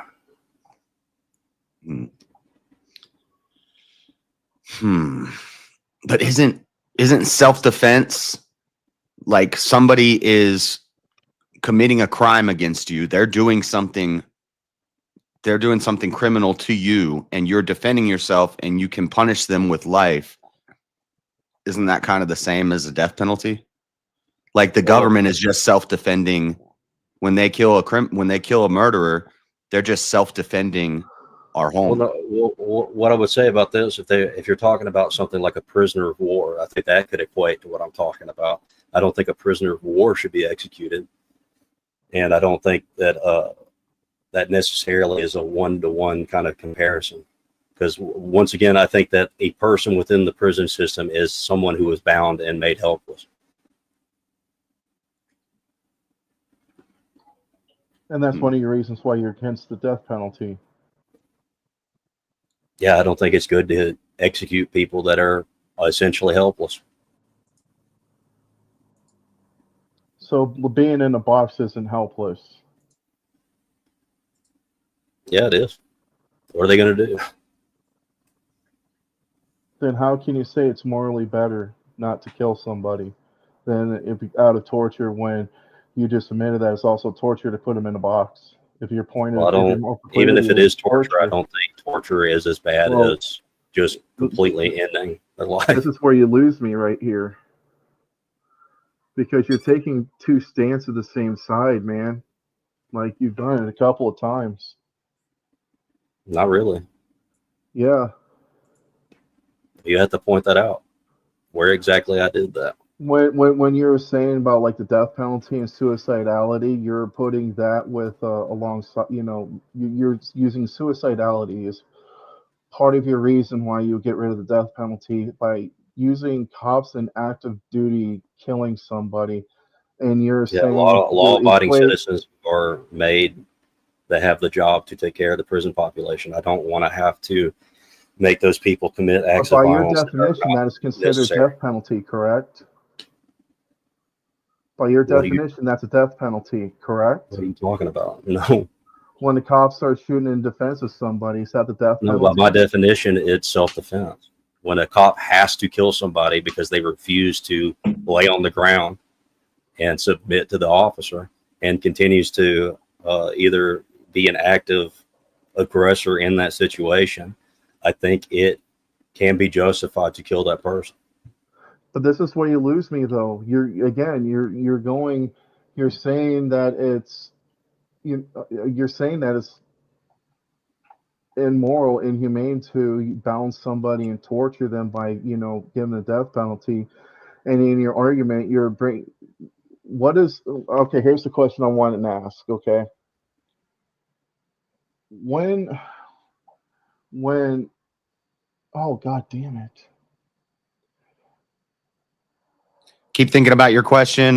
We just got a last minute super chat from Ishmael, $10. It's not a question, but a comment. So keep thinking of what you're thinking of, Mango. But he said society has no duty to keep people who have committed heinous crimes alive. Stop being pretentious. Sounds like that's addressed to you, Elderlyon. Yeah, that's just a pretentious assertion. So I don't. He kind of self-owned himself there. So here's where you're losing me, okay? Because in your opening statement, you used police in the active duty, and you're saying self-defense, but then you said you're using that with your opening against the death penalty. So at which point it's the death penalty when a cop does shoot somebody? Like what exactly is it? Is it unrelated to the specific reason why it's self-defense of others? I think an active aggressor is a danger, and I think that an unactive bound aggressor is not a threat. So it's not a threat, okay. And that's just where you're bringing that up in the death penalty debate.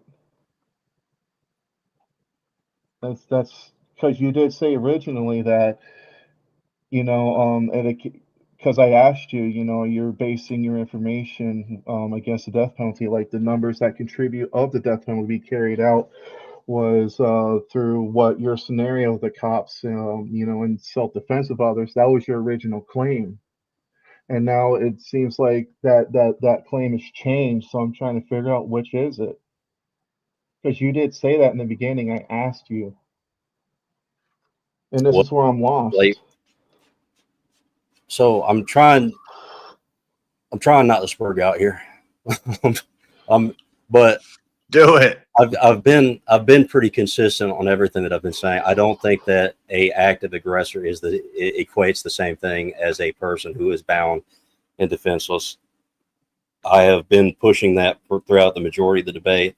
If I had misspoke earlier, I don't think that I did, but if I have, then I still I'm still arguing from this purview that I don't think that a helpless person should be executed. And I think that an active aggressor in a situation who is actively harming somebody and actively trying to harm someone can be given that it can't be given that kind of leeway, because then they'll just harm more people. I actually got one more question now. I just thought about it real quick it's for Rock Mangoes. So just picture this scenario. Elderlyon comes home, actually he's not even home. Okay, he just comes into some random place. He's walking down the alley one day, and there's some man on top of a woman. He's raping her, and he wrestles the man off of her, ties him up, and then goes and gets his gun and shoots him. What do you think? Do you think Elderlyon should have any punishment in this situation? If he was the executioner in this situation? Yeah, he tied him up, made sure he couldn't go nowhere, kind of equivalent to putting someone in a cell, and then he went and got his gun and shot him. Do you think that was justified? I would say so. Damn. Yep. If you can't respect women like that and you're going to do something like that to them, bye-bye. Nope, you don't do that to women. Nope. You don't get away with it. Absolutely fucking not. So you do think it's justified to execute people just on the spot?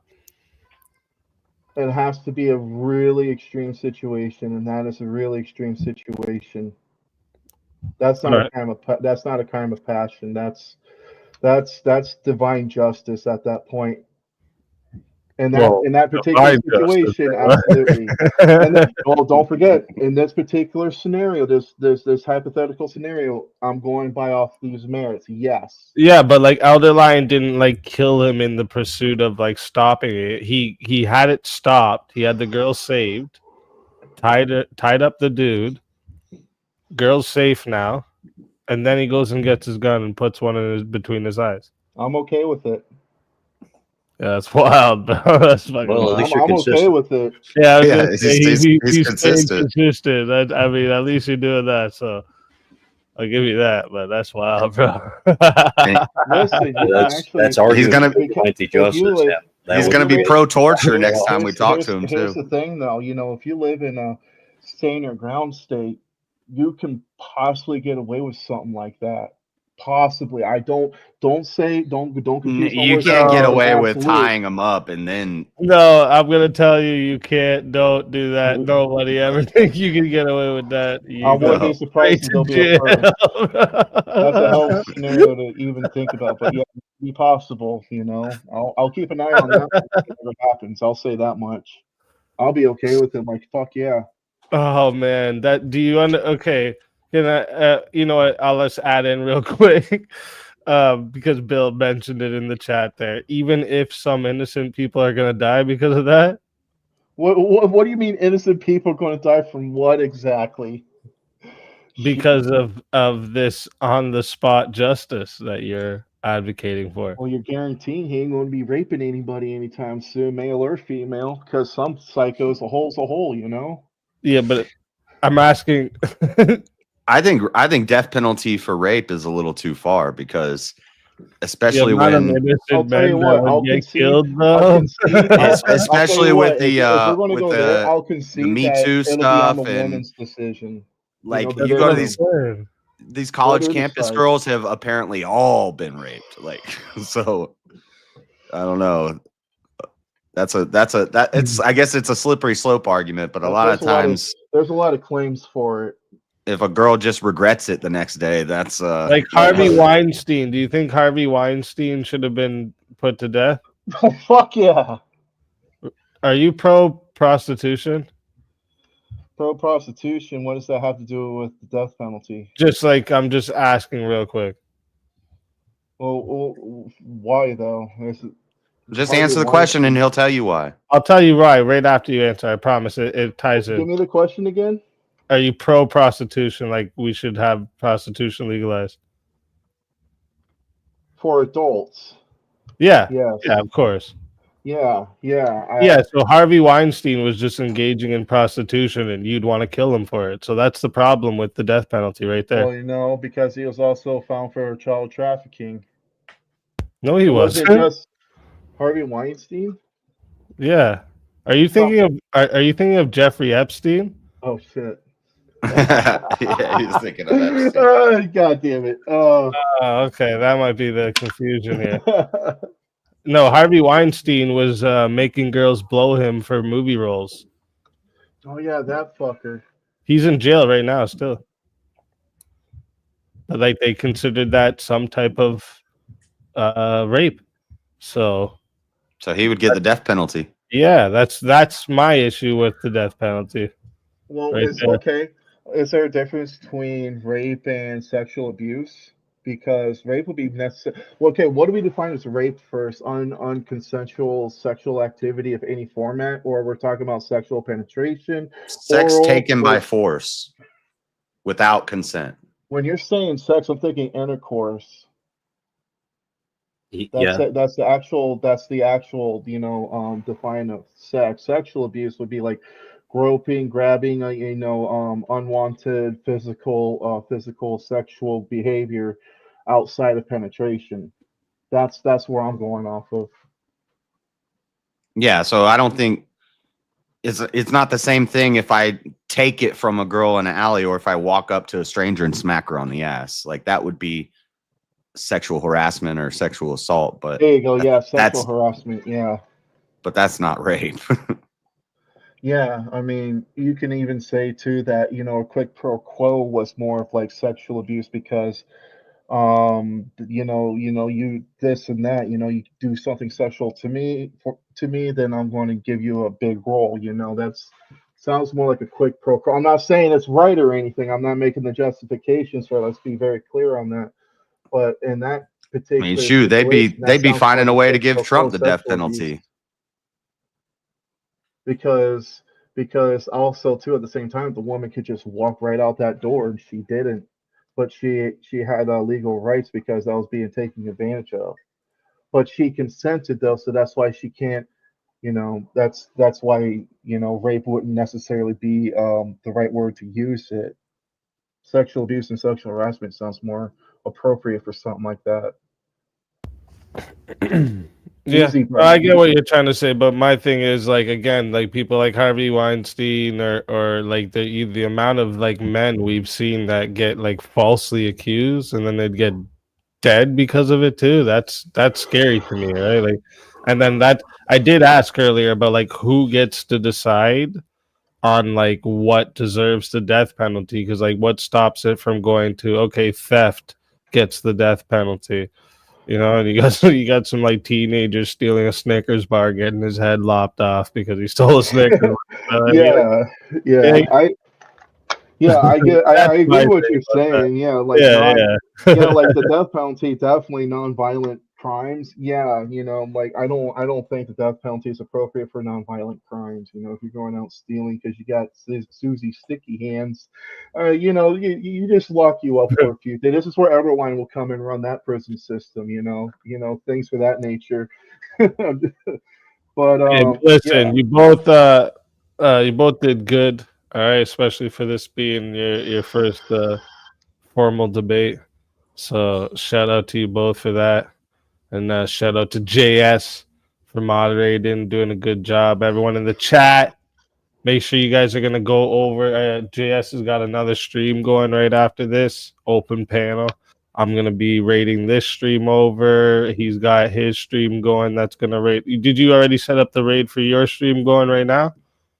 Yeah, I'm gonna go live on the other stream. I guess I have to go live on the other stream first and then end the current Well, stream. no, what you do is you go into your YouTube studio and that live part that I brought you to last time. Remember? Yeah. And then you go to the redirect as if you're gonna redirect, and you just redirect it to your other stream. But is it gonna redirect if that stream hasn't started yet? Yep. Okay. Yeah. All right, then it should be all set up and ready to go. Okay. Yeah, and thank you for the opportunity to I've been wanting to mod a debate, and I'm very opinionated, so it is tough because I'm like wanting to jump in and say stuff, but it was a good idea to doing the asking questions at the end there. Yeah, I was writing down questions for both of them. But yeah, thanks for the sharing the audience and letting us, reach some more people. Yeah, bro. We got some good feedback in the chat. We might work on doing something like this more often. Yeah, it'd be cool. The only thing is if there's like a big UFC fight on, then I want to watch it. Yeah, no, it doesn't have to be Saturdays. It could be a different day. It could be Sunday, right? Yeah. We could figure something out, or we could do after the UFC fights, we do a UVC. Or something like that, exactly, yeah. I was waiting for that to be brought up. All right, yeah.